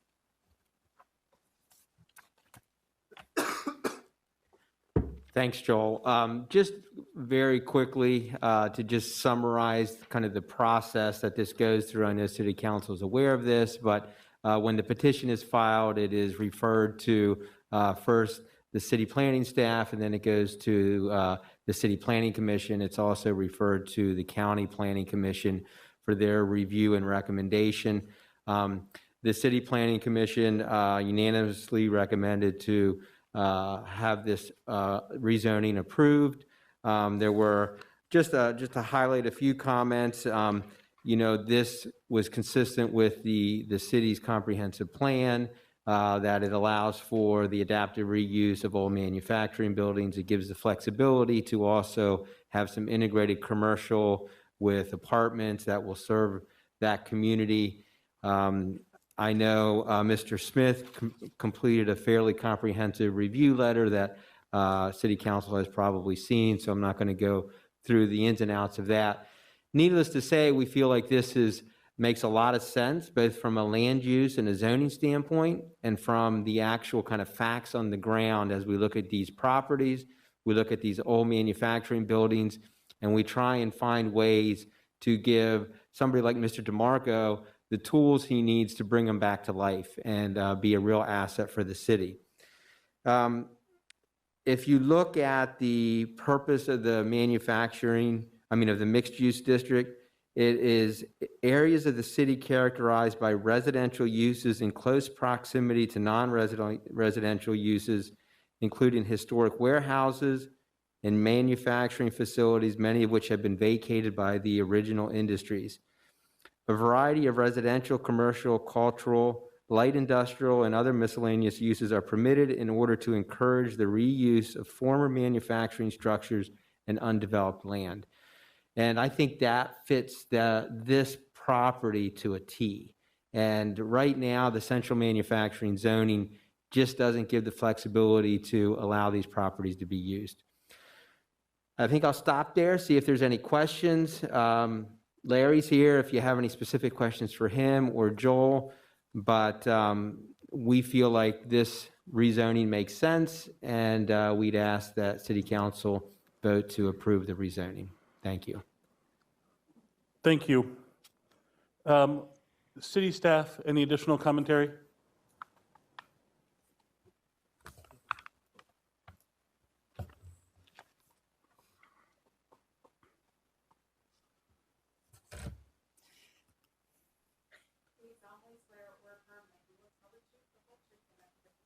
Yes, I do. My name is Douglas Smith. I'm the chief planner for the city of Lancaster. Just a couple of minor comments I wanted to highlight from my review letter. The current uses that Mr. DeMarco has on site are actually more in line with the mixed use district than the CM district that it is currently zoned as. So in many ways, this rezoning is actually bringing it into compliance. In addition, though, the mixed use actually provides for housing opportunity on the site as well, which is certainly a positive to the city. And I'll just reiterate one other comment that we've shared with Mr. DeMarco, and I think he mentioned to you his efforts previously to work with the existing tenants on the site and to see if there might be space in the renovation to house some of those tenants that have served him over the years. I'm happy to answer any questions if you have any regarding the process or the rezoning. Thank you. Sure. Councilors, questions? If I may, Council President? Please. A little step beyond the zoning process, but just kind of curious regarding the number of two-bedroom units versus one-bedroom units. I know that's number is going to fluctuate a little bit, but I'm assuming the scale is going to continue to move forward in that sense. So is there a reason why there's a large number of one-bedroom versus two-bedroom as far as? I'll let Joel speak to that. I think some of it is the reality of the building and the space that's there, but Joel, do you want to address that? And again, maybe Larry, there's market study that you looked at. I think what we did is we just simply tried to see how many apartments we could get in. It's easier to put a two-bedroom in than it is to put two one-bedrooms or two efficiencies. So we kind of focused on seeing how many we could get. But realistically, I think as it goes forward, there'll be more of more two bedrooms, just because there's not that many. But it was just our exercise in seeing how many we could get in there, knowing that it's easier to put two bedrooms in because of, access from a hallway or whatever. Gotcha. All right. Thank you. Yep. And yeah, it's on. I'm not sure who the question would go to, but I'm curious to know if there are going to be affordable units. That's one thing that we did hear feedback from both the city planning staff and from the planning commission, and we know that is a priority for the city to provide affordable housing. And I have talked with Larry about that, and that is something he is very open to consider. Obviously, this is just at the rezoning, so we haven't actually done the land development and the building plans, and we have to go through, if it's rezoned, we still have to go to the zoning hearing board for approvals. But that is something that Mr. DeMarco has said he is willing to consider how he could try and integrate some affordable housing units into this project. So I think once we get past it, if we get past the rezoning, then I think that's going to be obviously, we're coming back. And I'm sure that question is going to continue to be asked. And we're aware of that, and we appreciate that, and we support that because there's a real need for that. Absolutely. Thank you. Yep. Yeah, Mr. President. My question would be, which I'm sure you probably, like you mentioned, have not really figured the size, but when I'm thinking in reference to like the efficiencies, Do you have kind of like a broad idea? I mean, that's something that would be good, especially with so many people that have lost their jobs. They need a place to live. And obviously, cost of living is very high right now here. So just kind of like a general idea on how big they would be? Joel, do you have a sense of the size of the efficiencies? Yeah, according to the city, there's minimum requirements for efficiencies, 1 bedrooms and 2 bedrooms. And believe it or not, there's a fair amount of architects that are slightly dyslexic by myself, so I might be a little bit off on the numbers, but I think it's like efficiencies are 4 to 450, and I think 1 bedroom is 550 and 2 bedroom is 700. So they would have to be at least those minimum sizes. When you're dealing with an existing building, you know, we're not going to be able to nail it down to just that size. So sometimes they're a little bit bigger. Did I actually list them in here? Yeah, it appears in the Oh, legend, good. sir. Yeah, okay. Yeah, so 400 is the minimum size for efficiency, 550 for 1 bedroom, and 700 for 2 bedroom. And there again, those are minimums. And when we're dealing with existing buildings, you know, they'll be at least that size. If I may, I'm looking briefly over how many elevators exist in the buildings that would intend to be used for residential. I'm looking through it now.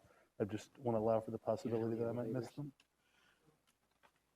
Sorry, I was kind of talking into the desk. It was just, do we know how many elevators exist in the building? And There are no current elevators. There were at one time that were abandoned over the years, so there's not currently an active ADA compliant elevator. Okay. When we get into the specifics and look at the floor levels, we'll have to determine how many floors, you know, we can get to with 1 elevator, and whether there would be 1 elevator or 2 elevators or maybe even more, because obviously we need to provide access.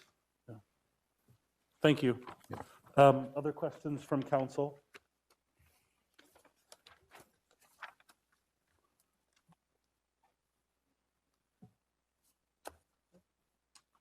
Are there, yes? I appreciate all the detail that was provided for this project. I just wanted to clarify for the staff's purpose that this was really reviewed for land use. We have not, you know, gotten into the details of what zoning approvals and land development looks like yet, but certainly it's nice to know what the intent is from the landowner. So the recommendation that planning staff has provided you is really purely looking at this from land use compatibility with the surrounding area. Right, thank you. I'm sorry, Councilor Diaz? I had one question. In looking at the brick building, the first one, I'm not sure what page it is, 6, there's like a small apartment at the bottom, is that correct? Are you looking at Exhibit 6, this one here? Yeah, this Yeah. picture? Is that an apartment there? I think the first No. floor is commercial space, the kind of the half Yeah, base. so Okay. the door at the front currently goes down a half a flight to a hair salon.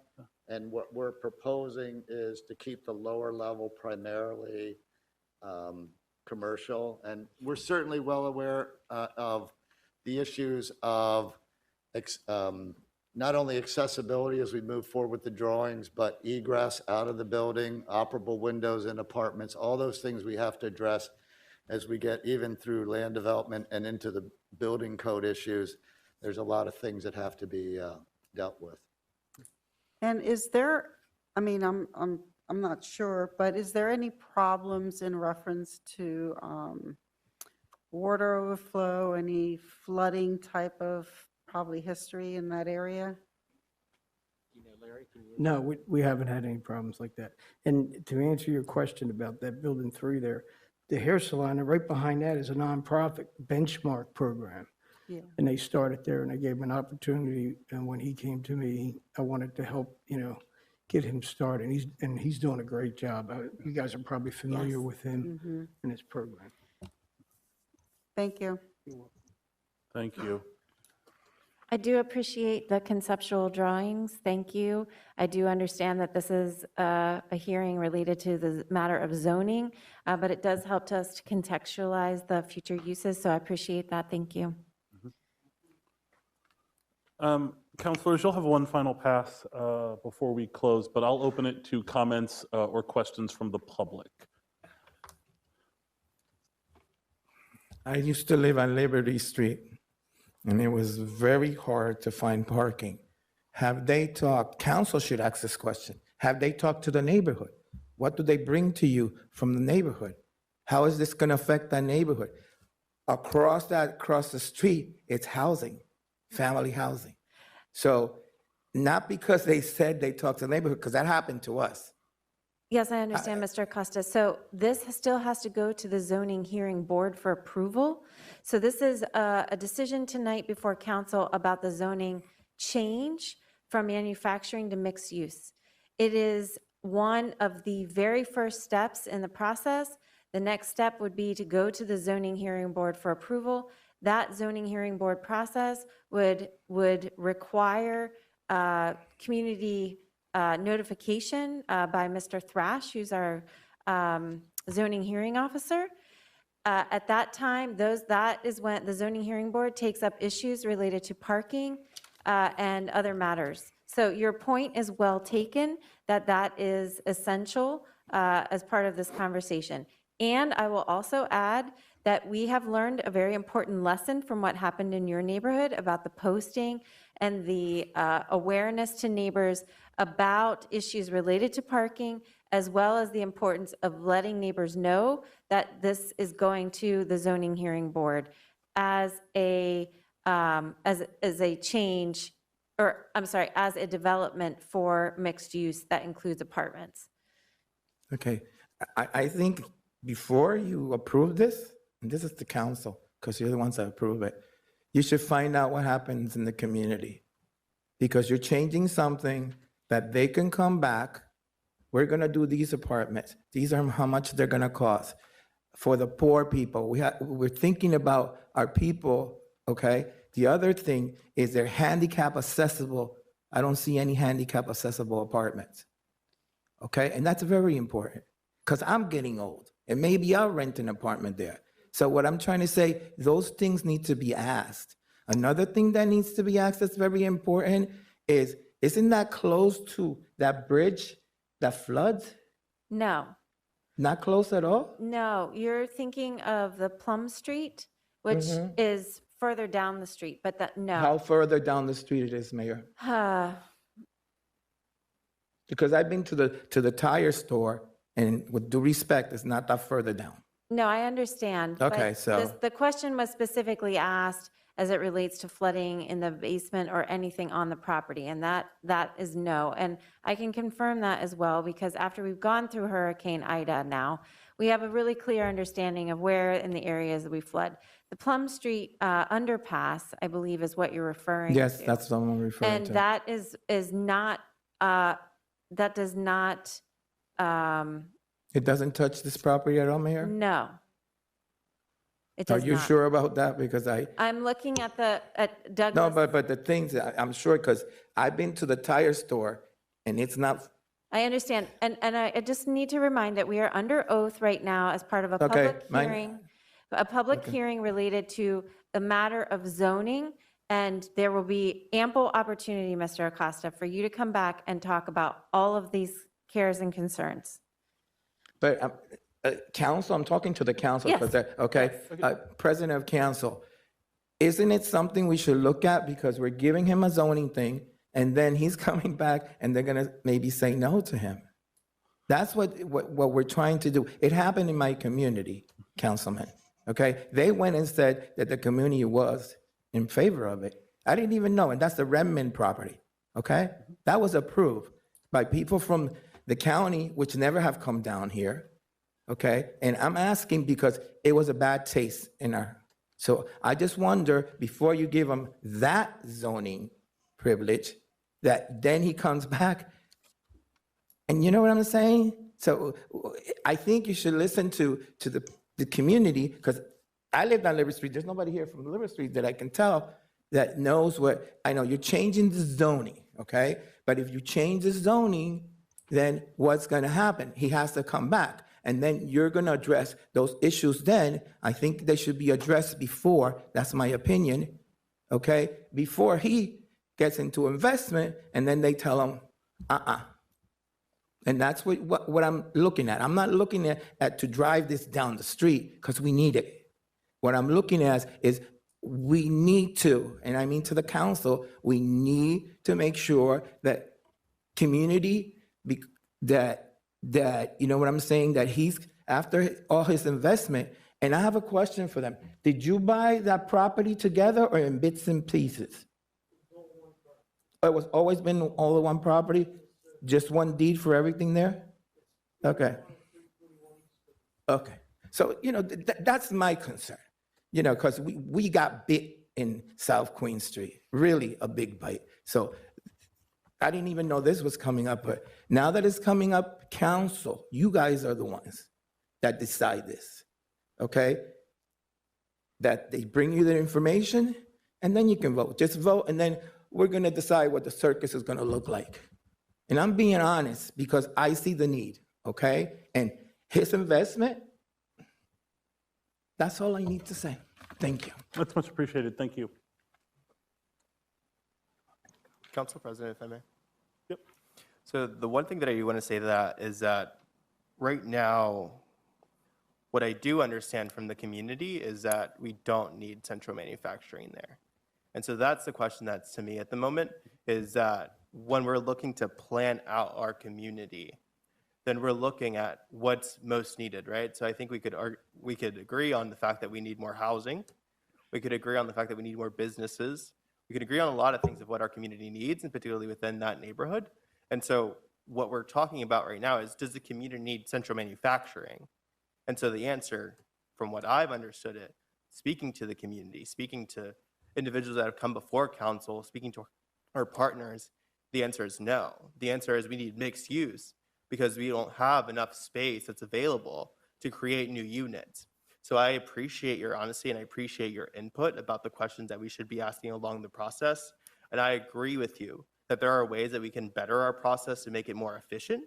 And so I think that from where you're coming from, if I'm understanding you correctly, it's that we shouldn't be voting on this unless we understand the full kind of details of what the project's going to be.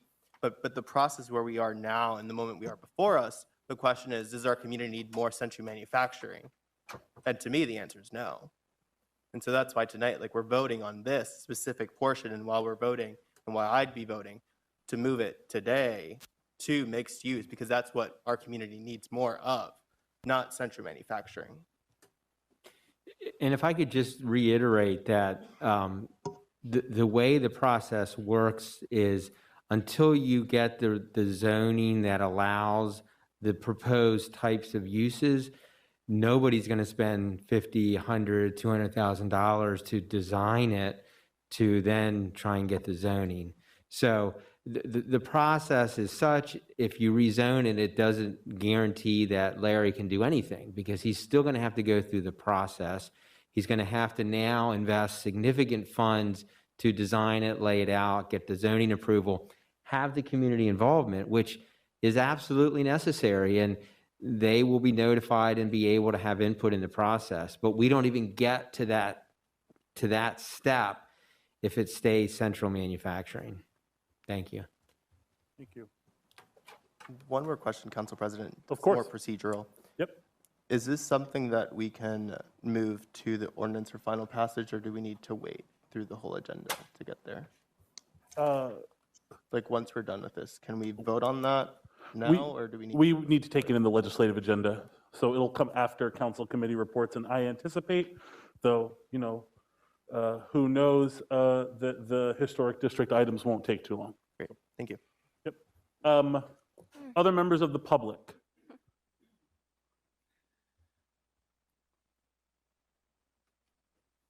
Going once, going twice?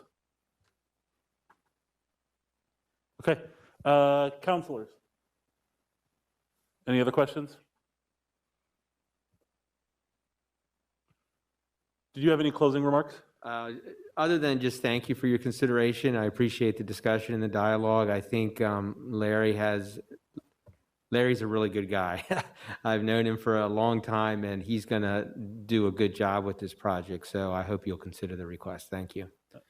Thank you. Your time is appreciated. We will We will see this again shortly under Title 9B. Our public hearing is hereby adjourned.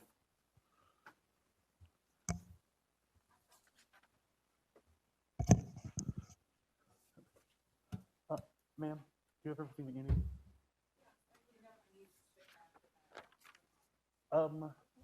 I don't think so. If you're just creating a record of it, then I don't believe so. Mr. Acosta-Velez, I think, is trying to speak to you. Yep. All right, that's going to move us to reports of committees of council meetings held on September 7th, 2021. We're going to begin with the Public Safety Committee meeting. Councilor Garcia Molina. Thank you, Mr. President. There's nothing to report. Thank you, Councilor. Forgive me, Councilor Soto is not present this evening, so I will report for him. It appears that the Public Works Committee did meet and primarily dealt with discussion of proposed amendments to the Streets and Sidewalk Ordinance, though no specific action was taken. The proposed amendments address 3 issues primarily.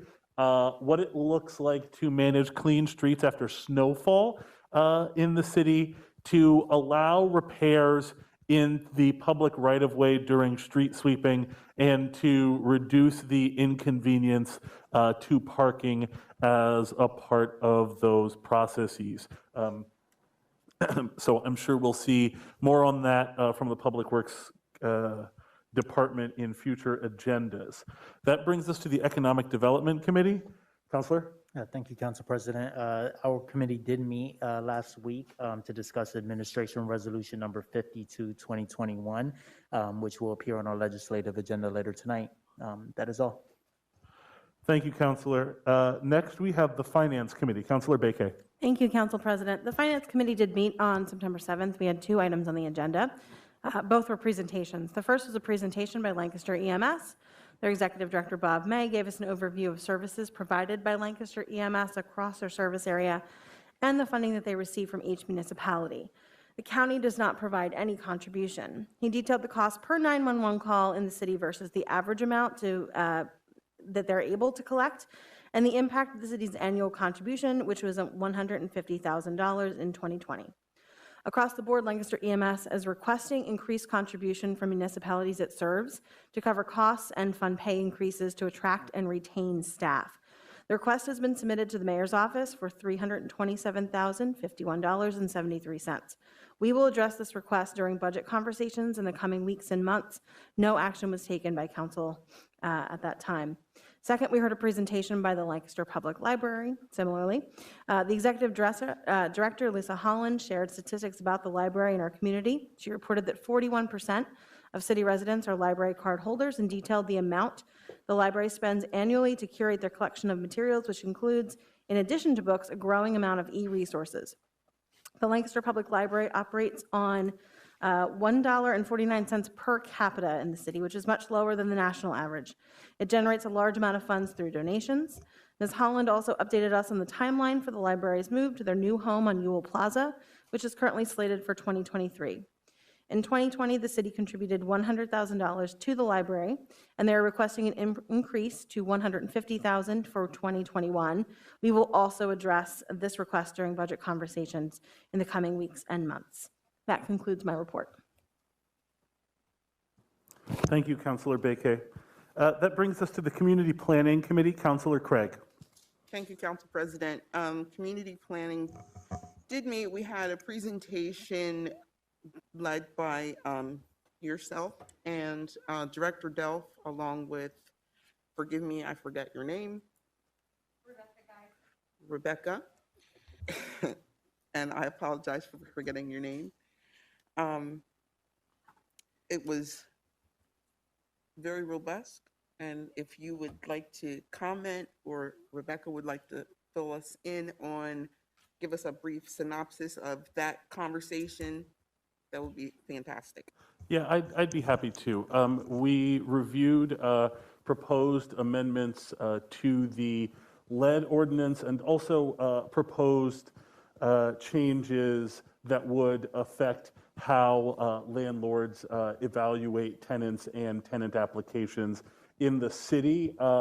Ms. Geiser and the CPED team were kind enough to give us some data on the percentage of units in Lancaster which are rented as opposed to owner-occupied, and what percentage of those do have lead present in them. And then there was a review of available funding sources, primarily coming from LGH's new program and the city's somewhat more established program to provide assistance to property owners in remediating lead from their property. No council action was taken, but again, we'll be seeing more on that in the coming weeks and months. Thank you, Council President. And that will conclude community planning. Thank you. Councilor, thank you. Councilor Diaz. We did not meet, so we do not have anything for the agenda tonight.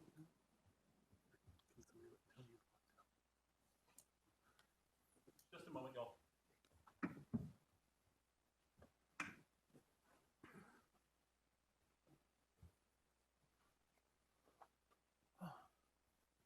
Thank you, Councilor Diaz.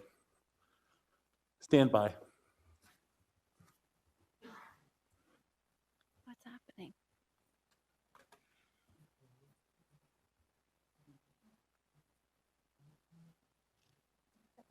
President, I have a question on the reports. Can I ask? They're real short, it's nothing. Yeah, we're gonna, two things. We're gonna have to wait for Mr. Harris, but we typically don't take questions on the reports, but we'd be happy to take it at the second public comment period at the end of the agenda. Thank you. Thank you, Ivan.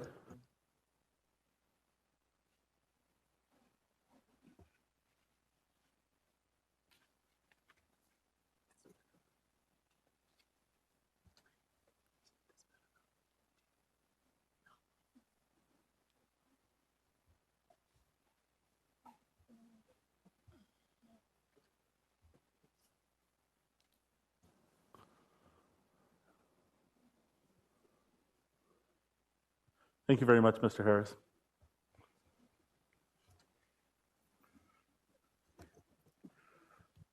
That actually brings us to our legislative agenda, which begins with items from the Historic District.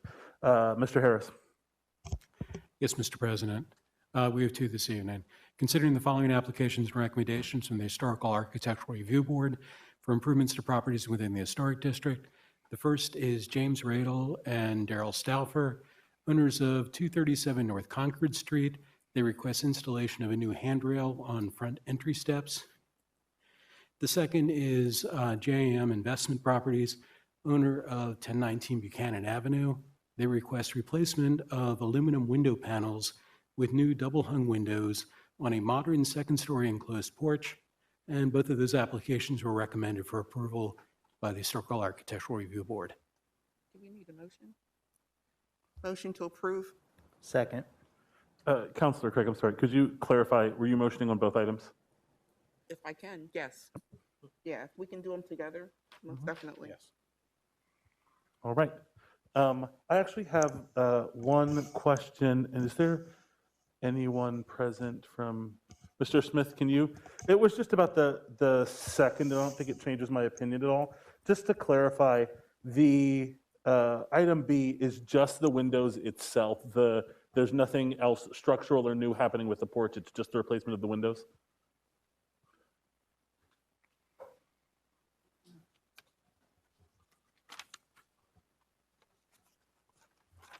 Just want to make sure I answer your question accurately. So you're asking regarding 1019 Buchanan Ave, right? Yes, that's correct. Where it says new double hung windows on a modern second story enclosed porch. The second story enclosed porch is existing already on the structure and is not being modified in any way. It's just the windows that are under consideration. Just wanted to clarify that. I believe you are correct. I just also want to add, and as I'm looking this up here, this did come before council previously, earlier in the month. So this was a request that was split up in two. I see. The historical, or the HARB recommended initially the demolition of a garage building, and they were ready to move forward with that, but they were not ready to move forward with these other items because there were design changes that were needed. So I believe you are correct. I just want to double check an agenda. And I'm sorry I didn't have that answer handy here. You're fine. Mr. President, yes, last month, council did approve the demolition and of the existing garage and replacement of another garage in the same site. And both of these are in the rear of the site. Okay. Great.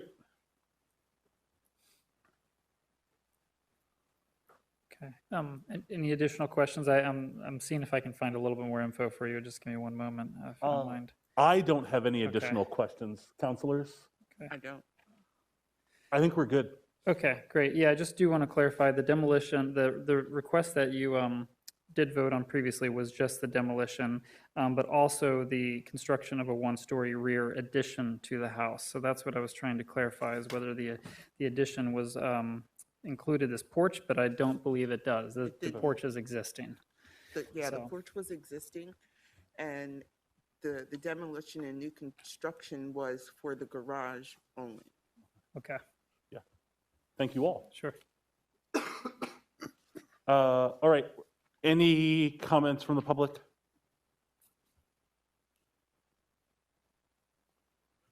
Hearing none, Mr. Harris. Mr. Arroyo. Aye. Ms. Beke? Aye. Ms. Craig? Aye. Ms. Diaz? Aye. Mr. Garcia Molina? Aye. And President Smith-Waito. Aye. All right, that moves us to ordinances for final passage. We'll begin with Administration Bill number 2021. Mr. Harris? Yes, Mr. President. An ordinance of the Lancaster City Council amending Chapter 300 of the Lancaster City Code, zoning map, to change the zoning classification for the properties located at 301 to 341 East Liberty Street and 309 East Liberty Street from CM, Central Manufacturing District, to MU, Mixed Use District. Motion to approve. Second. We have a motion and a second, and for anyone watching along at home, this is the vote on the item which we were presented in the public hearing. Councilor Craig? Thank you, Council President. This ordinance proposes a zoning map amendment to rezone a 2.5 acre portion of land containing two parcels on the north side of East Liberty Street between North Plum and North Shippen. The 301, 341 East Liberty Street property currently has a variety of commercial uses, and 309 East Liberty is a beer distributor. Both parcels are currently zoned central manufacturing and proposed to be rezoned as mixed use. The rezoning will also allow applicant to adaptively reuse buildings for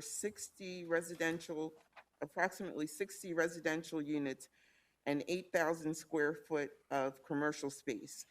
The county and the city planning staff is recommending rezoning. Both commissions have supported this rezoning, which has been deemed consistent with the comprehensive plan.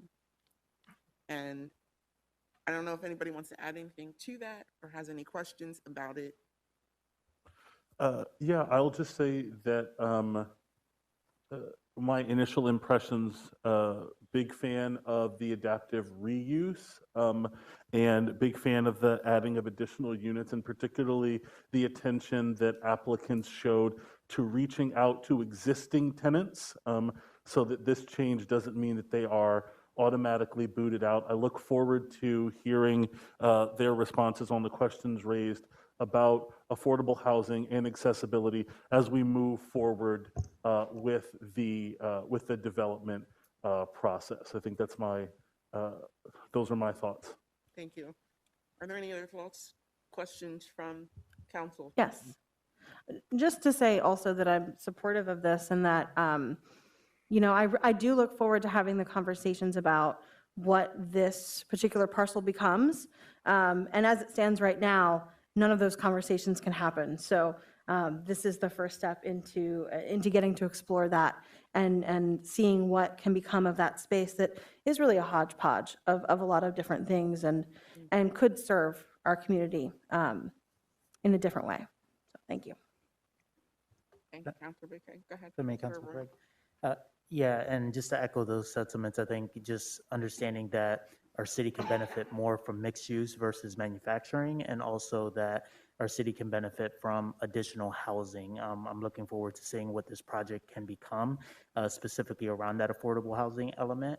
But I do appreciate, while this is a zoning conversation, seeing what potentially could come here definitely helps council be a little bit more informed of what the prospects are. So thank you. Thank you. Any other questions or comments from council? I would like to comment that earlier Councilor Molina made a statement about being zoned CM as opposed to MU. I would have to agree with him 100% because we do need more mixed use so that we can do more with it. Are there any other questions from the public? Are there any questions? Oh, from the yes, there is. public? Questions or comments? Okay, questions and comments. My name is And- Ivan Acosta Velez, Can you 804 Highland okay, give me Avenue. 1 minute. Try to keep it limited though. Okay. go Excuse me? ahead. Yeah, I'm going to. Question to all you councilmen. What power do you have after you agree to this, to stop this, if it's not affordable housing, which is what you're targeting?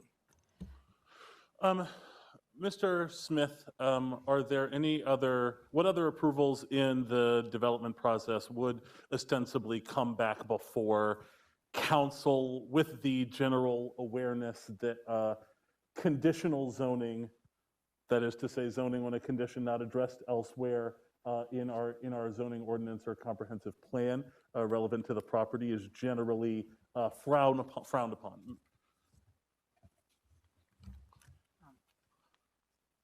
As council's aware, arbitrary conditions can't really be applied in this situation. There's not an ordinance that mandates affordable housing to be included in development. The opportunities where we would have before council to discuss the matter would be sewer planning module, potentially, if there is a large enough increase in sewer flows, that would come back before you for an amendment to the sewer control plan. Also, the Historical Commission will make a recommendation on this property because of any new construction or changes in facade. There would be a recommendation and then a vote on by council to affirm the design or any demolition that might take place. Aside from that, I'm not immediately aware of any other council decisions. However, as you're likely aware, there will be many other commissions and boards that will weigh in on this.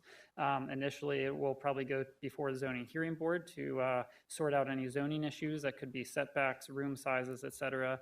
Parking for sure will be one of them, and the parking will be required per the zoning ordinance. Initially, that's 1 space per unit.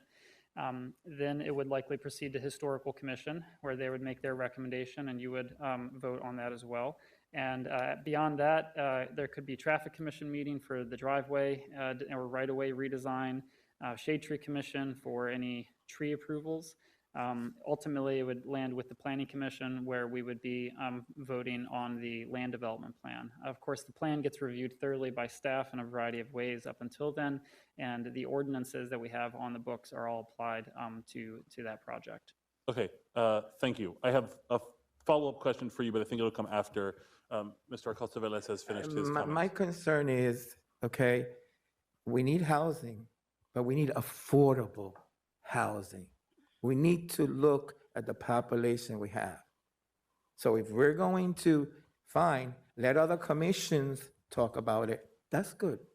But I'm telling you that you guys are elected and you say that you're gonna think about the community, please think about it, okay? Affordable, okay, affordable. What can we do? Can we help him? I mean, get him grants to make it affordable, to fix this and commit to affordable housing? If I may, in my council comments this evening, Mr. Acosta, I'm going to address a presentation that's coming in October in regards to affordable housing, and and we'll be making a request at that time to City Council for a portion of the American Rescue Plan Acts to be invested in a number of projects throughout the city that are related to affordable housing. And so I can tell you that council, in addition to the administration, are very committed to affordable housing, and also recognize that this is an opportunity where we can talk to your team about this, and that's an invitation to follow up. And this is about the first step, although I understand because 250 College Avenue, there was a lot of conversation about the zoning and what was going to happen with hospital to mixed use. And we were successfully able to get 100 to 120 new affordable units in that process, which is the largest investment of affordable housing the city has seen in probably 50 years. And so we hear you. I hear you. I'm sure council colleagues also hear you. And we are and remain committed. So please come back in October and I'll tell you more. I'll be back, but my question is, please look at this. It could be in something else. Maybe them, you can approve it now. But I'm just saying, people come, maybe, I could have, I would have. Look at the words, okay? We want commitments from people. We'll help them, but we want commitments because election is coming, so that's all. It's not all about elections, Mr. Acosta. Mayor, Sorry. thank you. Any other public comments?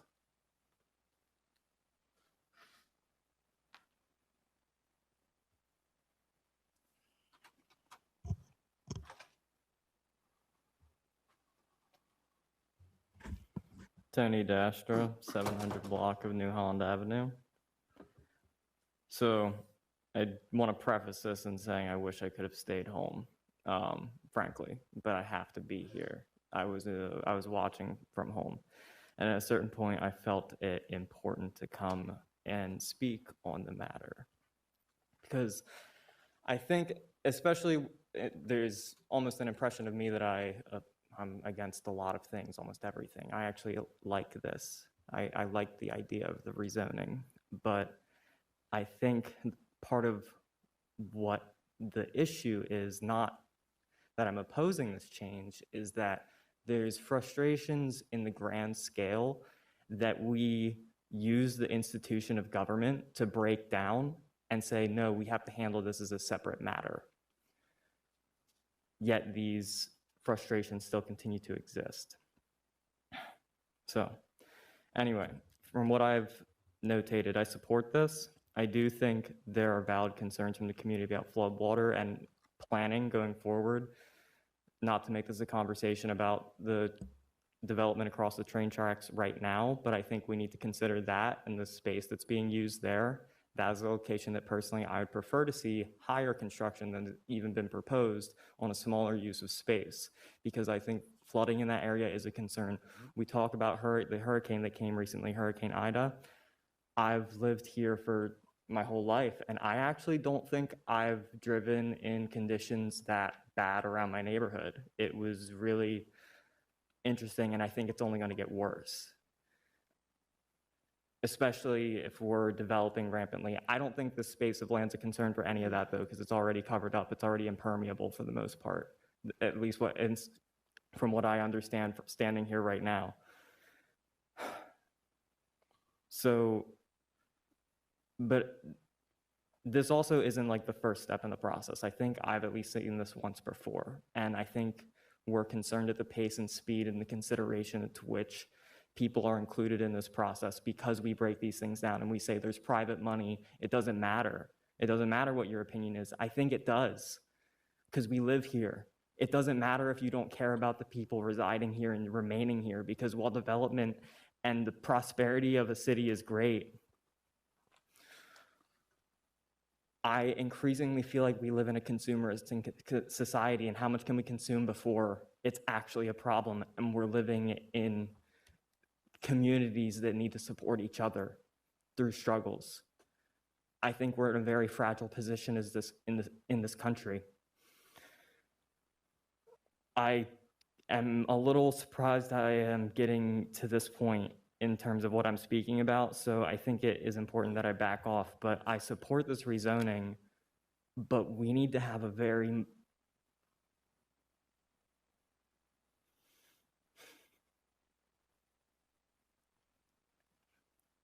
we need to get a little reckless and have a much larger conversation about what we want our city to become beyond just this rezoning. Thank you, Mr. Destry. Oh, sorry, I didn't mean to cut you off. Were you? It's done. Okay. Oh, I was concerned that I had cut you off at the end. No. Okay. Thank you. Thank you. Okay. Sorry, other public comments?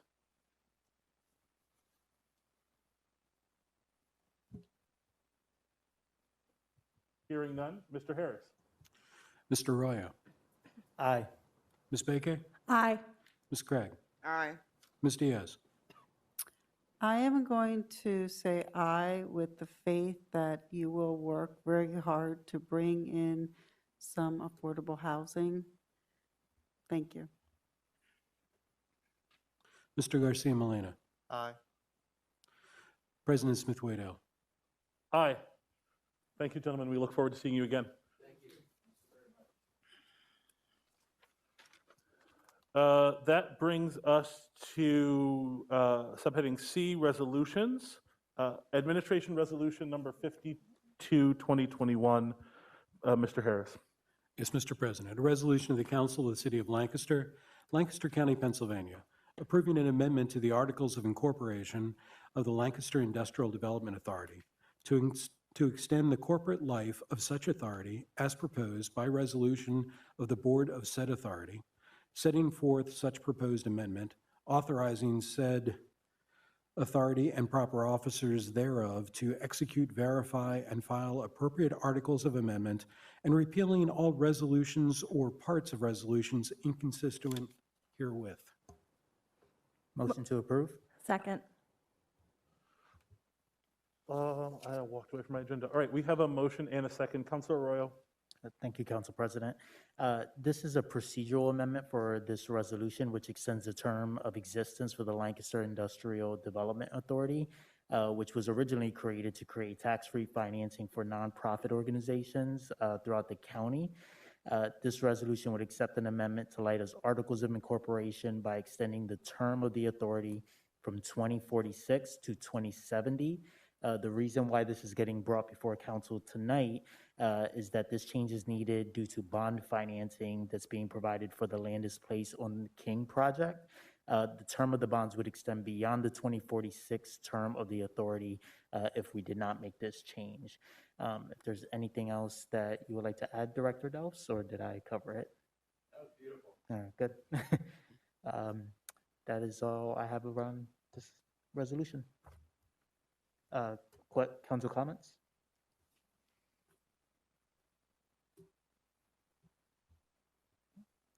From the public?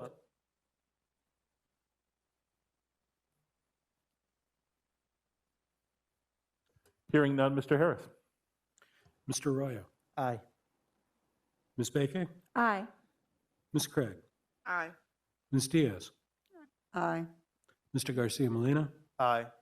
and President Smith-Waddell. Aye. All right, that brings us to our second public comment period reserved for items not on the agenda, but the rules remain the same. Please open with your name, your block of residence, and please keep your comments to 3 minutes. Mr. Acosta-Velez, I believe you had a question about the reports. Now is the appropriate time for that. Yeah, but they were it was on the report, so I know you excuse me for this. Question is, who represents us of you guys on the library board? Do we have a representative?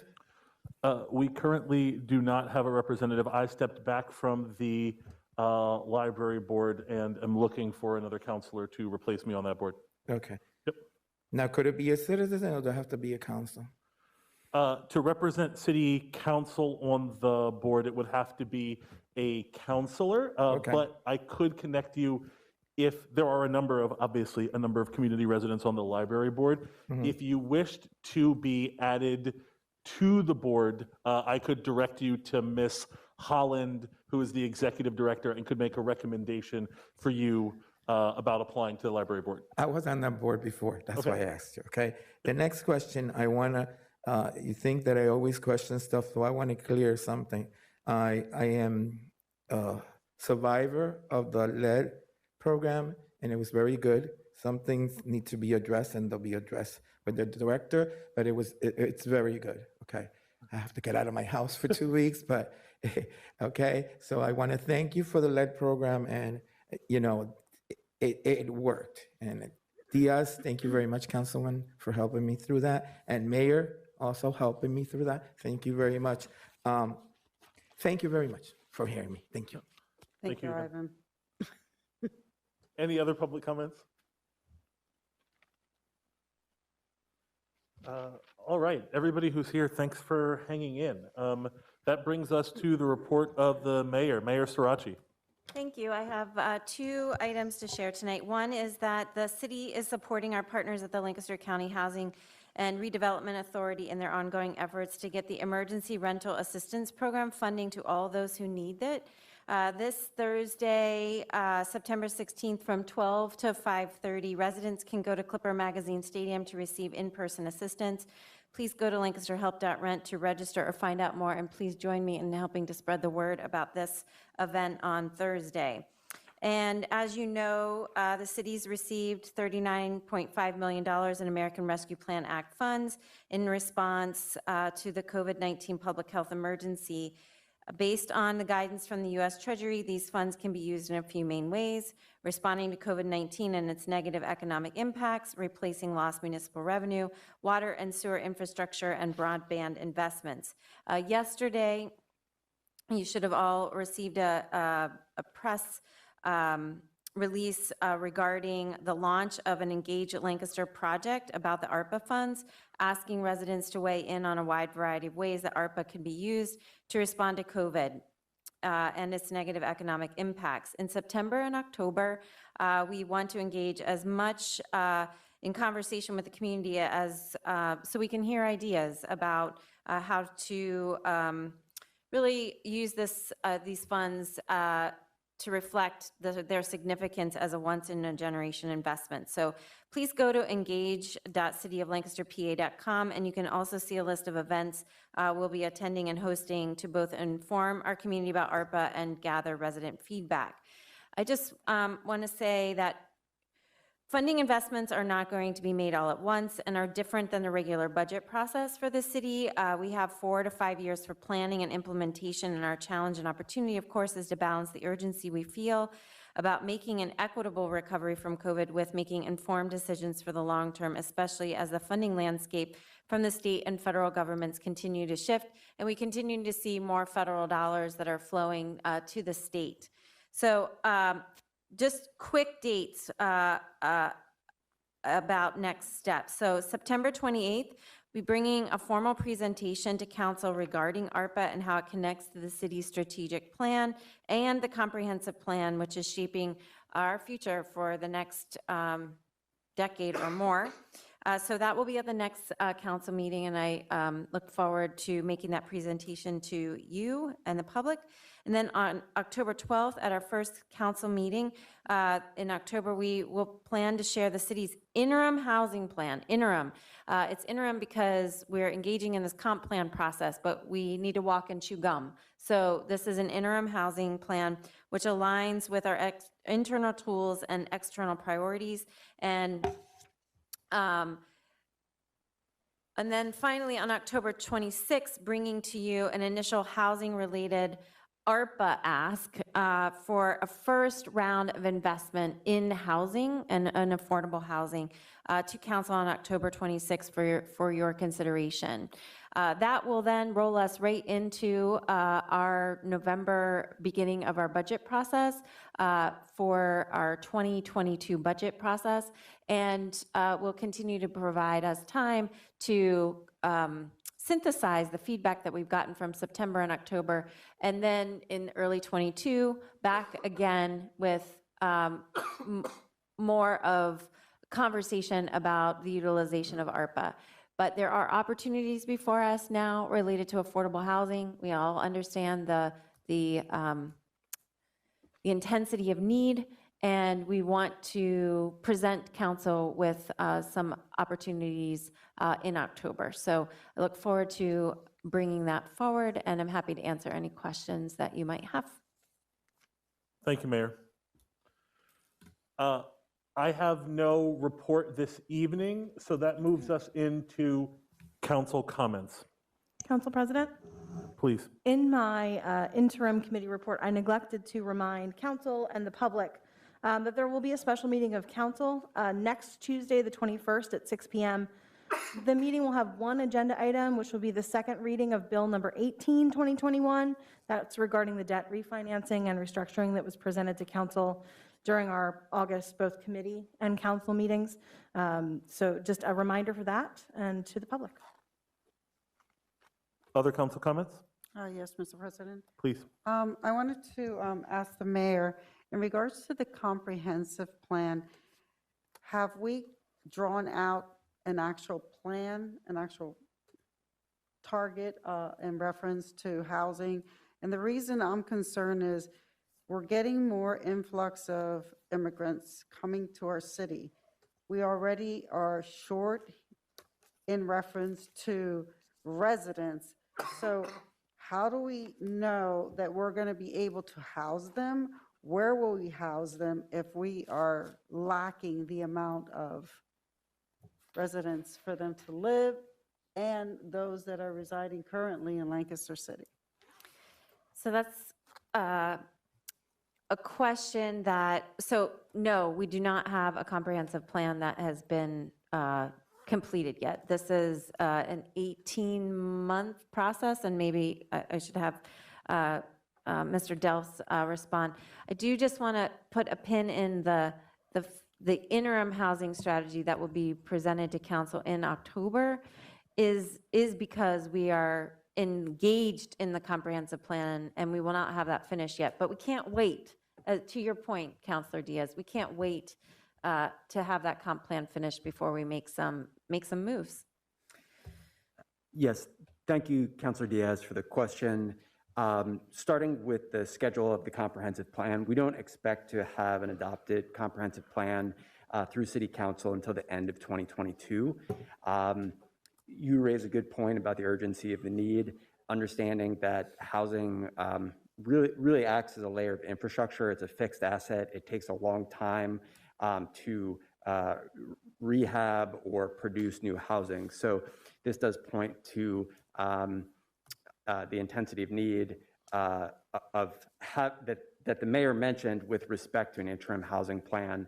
The idea being that we'll speak in more detail about the tools that we have at our disposal now and how we can use those. Also just wanted to mention that we have first draft coming to us from the Center for Regional Analysis regarding housing availability in the city and those implications on housing affordability. I'd like to caution that is really our first foray into analysis of the housing market in the city, the first one in a very long time. After that, we're going to have additional housing analysis as part of the comprehensive plan too. I've been speaking with a lot of stakeholders about this as an iterative process. We're not going to be in a position where we're going to have one report, one study, one report that's necessarily going to solve all of our problems. We really need to think about this in phases, but we can't wait. So we'll be rolling out a lot more information later at the end of this year, but then a lot more conversation during the comprehensive plan next year as well.